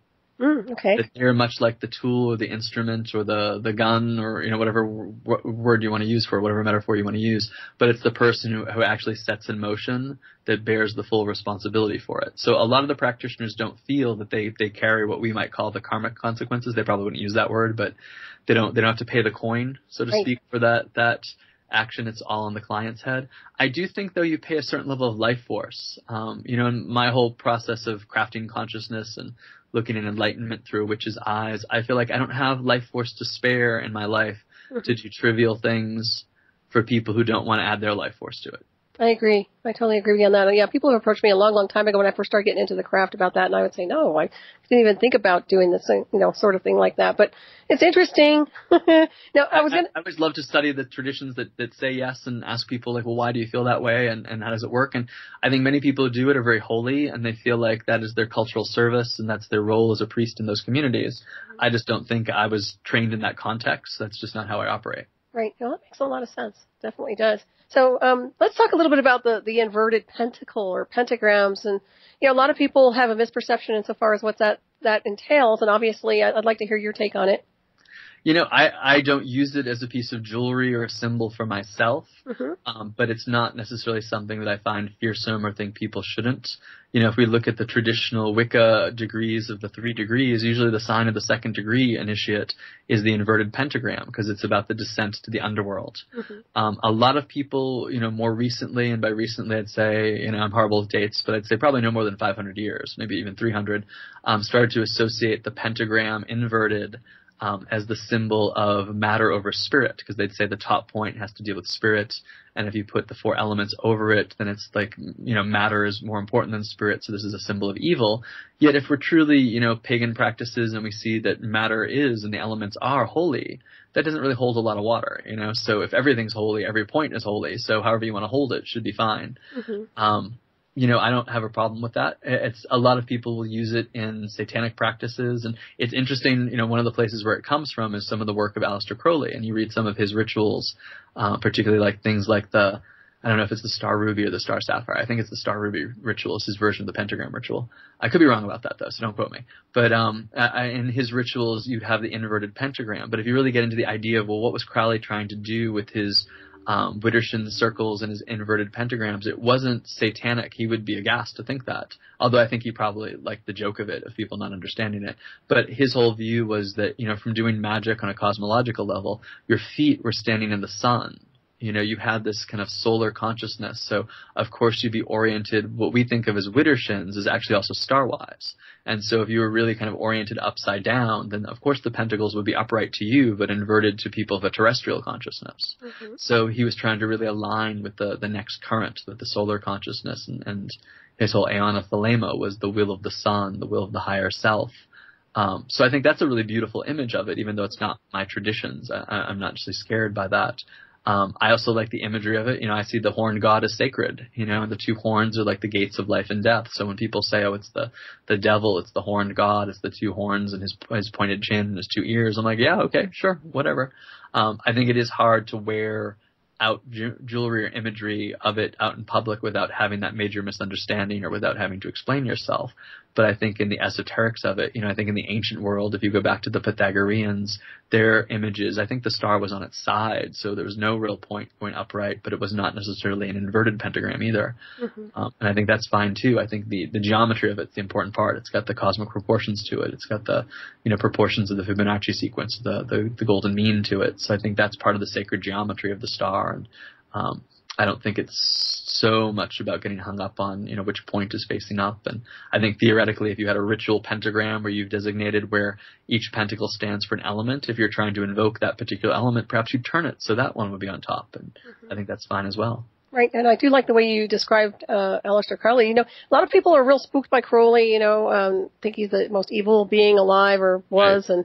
And, it's really nice. I wish more people like you were out there to decode him, because there's so much propaganda. I highly, highly, highly recommend the work of Lon Milo Duquette. Not only is he a great presenter, if you ever have a chance to see him, whether it's performing music, which is, very entertaining, but also very esoterically wise, or to see a lecture with him, but his books in general. He's got a book on the magic of Aleister Crowley, and he's got a book on the tarot deck of Aleister Crowley. And he kind of describes it as, these are all the things I wished I understood before I started studying Crowley. And I highly recommend it. I wished I had his books when I started studying Crowley. And I think even in his workshops and his books have illuminated points and the finer points that perhaps I didn't understand when I was reading Crowley, in my younger days. And I've been able to go back to things like Magic and Book 4 and all that and really see it with a deeper insight. Yeah, that's phenomenal. Yeah, I know a lot of people who are really spooked by the Crowley teaching, so I'll have to look into that one for sure. Now, I know we're getting ready to wrap this up in about 10 minutes. Can you believe we've gone by very, very quickly here in the illusion of time, right? Right. Yeah, but I want everybody to know how they can get in touch with you, and let's talk about your website, your books. I know they're available on Amazon.com. Let's talk about that a little bit. Sure. The main contact for all things that are going on with me is probably my website, which is ChristopherPenczak.com. I have an odd spelling of my name, so if people haven't seen it before, it's Penczak. Good old Polish name, so that can sometimes trip people up. But I also have a website, or the community website is the Temple of Witchcraft.org, or just templeofwitchcraft.org, and that deals with all the things that are officially on the temple. Anything I'm teaching on the temple is also on my website, but we have lots of other good teachers and practitioners and events going on that I'm not technically in charge of on the temple's website. We're based in Salem, New Hampshire, but we've got some teachers in various places like Colorado. We've got a couple in the Denver area, and we've got some in St. Louis, and we've got some study groups starting up in other places. So, if you want something that's a little bit more direct, we're hoping to have more teachers, scattered through the country and maybe even the world, because we've got some teachers or some students in England and parts of Europe and parts of Asia and Australia. Nice. So I also have Facebook and Twitter and all those wonderful things. And probably the best way to contact me, though, directly is the email through the website. I do try to check my Facebook messages, but sometimes I'm bad about that. And the also lovely thing is Facebook hits a limit for personal friends. So if you friend request me and I don't answer you right away, it's usually because I've hit the limit on Facebook. They limit it to 5,000 people. So I also have an author page that's unlimited, and you can just sign up there. I post almost exactly the same stuff there, and all my events are there and books and such. My books can be ordered autographed through my website if you want to get a signature with them, but you can order them probably a little bit cheaper through Amazon.com. And I always highly recommend, if you've got a local metaphysical store, they don't carry them, ask them if they can order them. They're available through most of the major distributors, but it also helps support the local stores. And I primarily, do my practice and make my living not off books and not off through my temple ministerial work, but through actually teaching classes at bookstores. That's what actually sustains all the other stuff that I'm able to do. And bookstores are going away, and witchcraft and metaphysical shops are going away. And if you can support them in some way, I think that's highly, highly worth it. And who knows, if the books sell well there, and they might invite me out to do a workshop, and you might be able to see me in your local area. That's usually how I get around teaching and getting to meet people. That's wonderful. And you said that you have Denver classes? Yeah, we have 2 priestesses in the Denver area. One tends to work more a little bit out of Isis books, although I don't know if she has something going on right now. I want to say the other store is it has Moon in the name of it. It's escaping me right now, but where she tends to operate is just outside of Denver. But anybody who's interested in that, they can find it at templeofwitchcraft.org. There are priestesses, Emily and Valerie out in that area, who I highly recommend. They've been with us for a number of years. Even before the temple was really officially the temple, they were taking classes with me, and they do a really great job when they're circles and events and classes. That's wonderful, because I'm well familiar with Isis books. That's one of my favorite places. Oh, cool. Me too, actually. It's one of my favorite stores in the country, I have to say. I really love Karen and the gang and Fran and everybody. Yeah. Oh, that's wonderful. Yay. Well, I'm in Colorado, so that excites me. Right. Yay. Whereabouts in Colorado are you? I'm actually west of the Rockies, so I'm up there west of Boulder. Okay. In an undisclosed location. Gotcha. Yeah, probably the farthest I get out is Boulder. That's Boulder's great too. Yeah. Boulder, although there's not really been a great place for me to teach in Boulder, but the folks at the Lighthouse have been really supportive of my work and getting things. And I actually teach a lot in Colorado Springs as well. Celebration has been really, really wonderful to me, along with Isis books. Well, that's wonderful. So. Well, I know some people up here in the mountains that would just love to have you, so we'll have to try to correlate something at some point.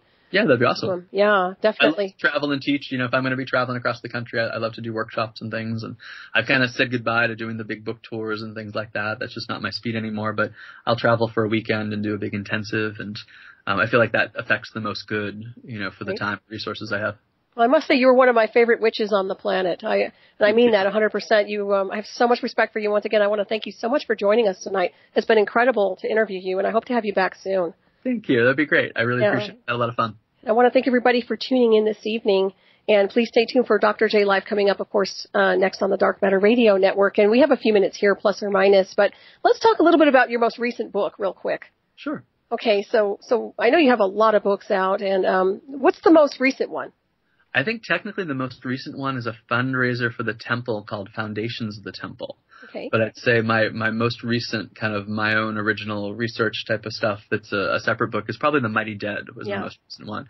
And that's my favorite one right now. It's all about working with the sanctified dead of the witchcraft traditions, kind of like the equivalent of the Ascended Masters in more of the Theosophical traditions. But in witchcraft, we call them the Mighty Dead or the Hidden Company. And it's rituals of relating them to the medieval Sabbat and how to work with them as teachers and healers. And it's actually what I've been teaching mostly around the country, doing Mighty Dead intensives and having a really wonderful time with that. The experiences people have been pretty profound. Yeah, that's an awesome book. I have that book, by the way, and I love it. And I picked it up just around Samhain, so I was really excited to work with that book. So I want to thank you once again. Phenomenal. Now, when you have your writing, I know we're getting ready to wrap this up. What inspires you to write? Are you channeling the data? Are you bringing it in from a higher perspective of who you are, or is it a being that works for you? I would say, although some of it can be inspired, my most inspired book, is The Three Rays of Witchcraft, that came through a symbol and just in meditation, and it just kind of poured out for me, and I ended up having the first draft of that book, which is a small book, but the first draft of that book was like 9 days it took me. So I'd say that was the most, although I would not say it was channeled. There was not a specific entity that was dictating to me. It was more like a download. Most of my books, though, come through a combination of my own personal practice and the research to back it up. So usually I'll either get really onto some topic and try to apply it to my practice and see how it goes, or I'll have some type of experience and then want to understand, is there a historic context for what I'm experiencing, and start researching it and start putting together some of the information and mixing and matching, and making very clear what's my personal experience. And then I'd kind of put it together and share it with other people and see if it works. And usually I've taught something for a number of years before it actually gets into a book, because I want to make sure it works for the greatest number of people. That's awesome. And for those who are new to the path or involved in the craft and have been on the craft or on the path of the craft for a while, what advice can you give everybody just as a closer? Anything you'd like to share? I think the biggest advice I can give, whether you're new or old or anywhere in between on the practice, is the craft is really about doing. You can read about it, you can talk about it, you can post online, but that is not the craft. That is about the craft. It's really the craft is doing. Excellent. And with that being said, I think we're just about ready to finish up here. Now, insofar as magic goes and setting your boundaries, we talk about circle casting, but obviously you really don't need to cast circles, or do you? Or is there another way to just kind of set the intent? Well, I think it's important to have sacred space, and there's a lot of ways to have sacred space. The first way I learned how to have sacred space was the magic circle, and I think there's a power and a blessing in, for lack of the better word, the liturgy of the circle. You have to forgive me, once you start doing nonprofit stuff for the government, you start using the typical religious speak for explaining things to government officials. So often we have to describe the magic circle as our liturgy. So in your religious organization, you have to have a liturgy. But I think the ritual, the ceremony, whatever word you want to use for it, has a great benefit. Like, I think not only is it a boundary, but some people get really fixated on that concept. I think it's an opening as well. It's an opening between the worlds. When you're in that between space, you have a container for your intention, but it also reverberates out through all the different dimensions, all the different layers of the subtle levels. It has a call to all our allies. So I've always learned that things that are done in a circle can be infinitely more powerful than things that are done outside of a circle. But with that being said, I think there's many different ways to create sacred space. I am also a big fan of what I would call shamanic smudging rituals, taking either a bundle of herbs or some incense sticks and going to the 4 directions, above, below, and between, calling upon your allies to be present with you. And I think there's a strange alchemy that goes on that's not really overtly talked about. I talk a little bit about it in the Mighty Dead book. But you start to do a lot of ceremony, you start to do a lot of sacred space work, you start to enhance your energy field, you start to have more direct communion with your allies, and you start to become that sacred temple. You start to become that sacred space. You start to take it with you wherever you go, and it's not just the formality of the ritual. The formality of the ritual kind of helps you from going crazy. You have a beginning, middle, and end to it. You have a boundary. You have a grounding. It all helps the magic of it. But in the initiation of consciousness and the changes of the witch, you become that crossroads. You become that nexus point where everything comes together.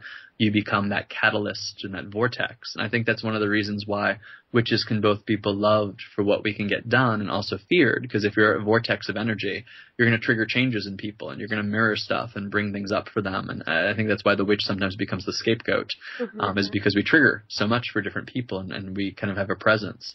I think we start to craft our energy field into a temple for the soul. And when you do that, that kind of goes with you wherever you are, and that touches people as you enter into their space, and your energy field becomes bigger. So I think it becomes part of the process, but I think the casting of the circle and the creating sacred space and the doing ritual and ceremony is one of the methods that starts to trigger and alchemize that. I agree with you on that. And how do you define the crossroads? Well, the crossroads, I think, is a nexus point where all things are possible. We've got in the physical world our four-way crossroads and our 3-way crossroads. And there's different mythologies of the 3-way crossroads being sacred to Hecate or the goddess, and the 4-way crossroads sacred to a Hermes figure or the god. But I think of it in a deeper spiritual sense. It's where all the points meet. It's the sacred center. In our magic circle, it's the place of earth, air, fire, and water, plus above and below coming to that place of between. So I think it's that sacred midpoint where all potential is possible. Anything can be realized. It's that sacred. I had a workshop this weekend where the topic of grace came up. I don't know if grace is the right word for it, but it's a place of grace or a place of great potential or a place of all possibility, a nexus.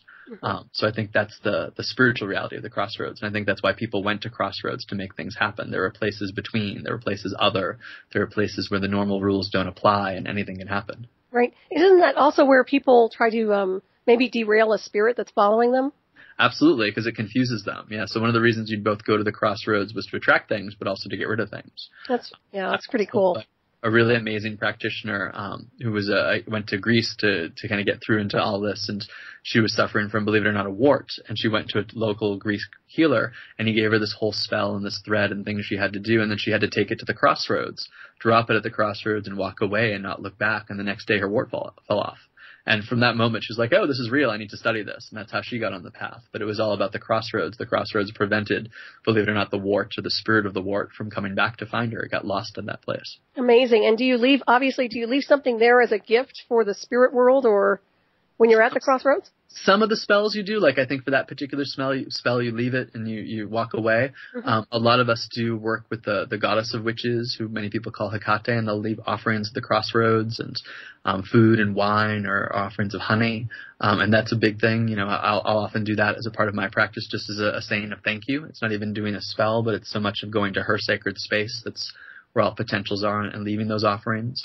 I know a practitioner out on the West Coast, Sam Webster, is trying to really do a practice of leaving offerings for Hecate and Hermes on the dark moon at the crossroads. And that was something that was done in the old world, and I'd like to see it revived again. So I'd share that with you guys. So, you know, if anybody wants to take that up, you can check out Sam Webster's work and see what he suggests about it, and maybe start that practice again. Oh, that sounds great. Yeah, that sounds really good. I love Hecate. That's one of my favorites to work with, too. Yeah. Me too. Definitely. So I know we're getting ready to wrap this up pretty soon, but I want to ask you real quick now, you do work with the dying in preparation for the transfer? I do. It's not my main area of focus these days. We actually started another branch of the temple where some priests and priestesses can really focus on that, but I have done it.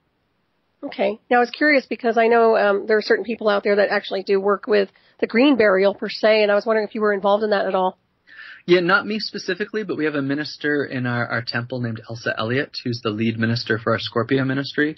And she's getting more research in that and trying to figure out what we can do here in Massachusetts and in New Hampshire that's legal and safe and allowed, and having people kind of know what their rights are. I haven't been super involved in that, although it's funny you should bring that up because I just spent the previous weekend at a workshop on spirits and death and dying with R.J. Stewart and Anastasia Nutt. And they talked about, you know, really researching your local laws and figuring out there's a lot more that's available to us than they'll tell us, you know, but we have to know the law and be able to quote it and say what we want to do. Because there is such a disconnection between us and the death process and nature. I tend to opt for cremation at this point because I think it's the most ethical thing to do. But if there's more green burial practices, I think that's an option as well. Right. Yeah. And to me, it seems like when you have like something like it would seem like it would be a full release when you're doing a cremation. Right. Instead of it being attached. Yeah, I think it facilitates some of those processes and it returns it. One of the conversations we had at the workshop was, in some ways, it just depends on, do you have more of an earthy nature or do you have more of a, you know, fiery nature? So it's just choosing what's right for you. I wouldn't want to tell anybody that they had to do it. Right. And do you believe in earthbound spirits and anything that creates that? Yeah, absolutely. I mean, I think consciousness can get stuck. I think most hauntings, though, tend to be, for lack of a better word, bad feng shui. They've got more difficult energy connected, and it tends to be like, you know, recordings in the ethers, not true conscious spirits. But I think spirits can get trapped. Mm-hmm. I agree with you on that one, too. I was wondering, but there is a way to release them, obviously, maybe through ceremony or some kind of a ritual. Through ceremony, through calling in different guides, through different types of rituals, through prayer. You know, there's a lot of different ways. I think it's not usually as fearsome as people try to make it out to be in the movies. I think it's sometimes things just need to be able to be talked to, and, you know, a good ear can actually help a spirit accept it and move on. Right. I'm a firm believer that everything can move through energy and consciousness, and all is in motion to some degree. And some don't want to go, and as long as they're not causing harm, you know, I don't think you can force them either. I mean, I suppose you could force them, but I don't think it's ethical to. I think, you know, just like with people, you got to treat spirits like people and work with them where they're at. Right. And who was your most impactful teacher on the planet in the craft? Wow. Well, probably my first one was the one who set me on this path. So I would say, you know, in terms of teachings, Lori has been probably the most profound teacher I've had. I would say otherwise, though, it's been inner contacts and inner plane teachers and, you know, working with specific guides, what we call in our tradition master teachers, and having them give direct teachings and then finding, oh, wow, in a book, this is actually a historic thing. And I never would have found it if the teacher in the inner planes didn't teach it to me. So I think a good teacher, all they can really do is connect you to your inner teacher. Right. Facilitators, without a doubt. Well, with that being said, Christopher, once again, I want to thank you very much for joining us tonight, and take care of you and your loved ones, and it's been a pleasure. Thank you so much. I've had a lot of fun. Blessed be you. Blessed be you. All right, everybody, thank you for listening. See you next week.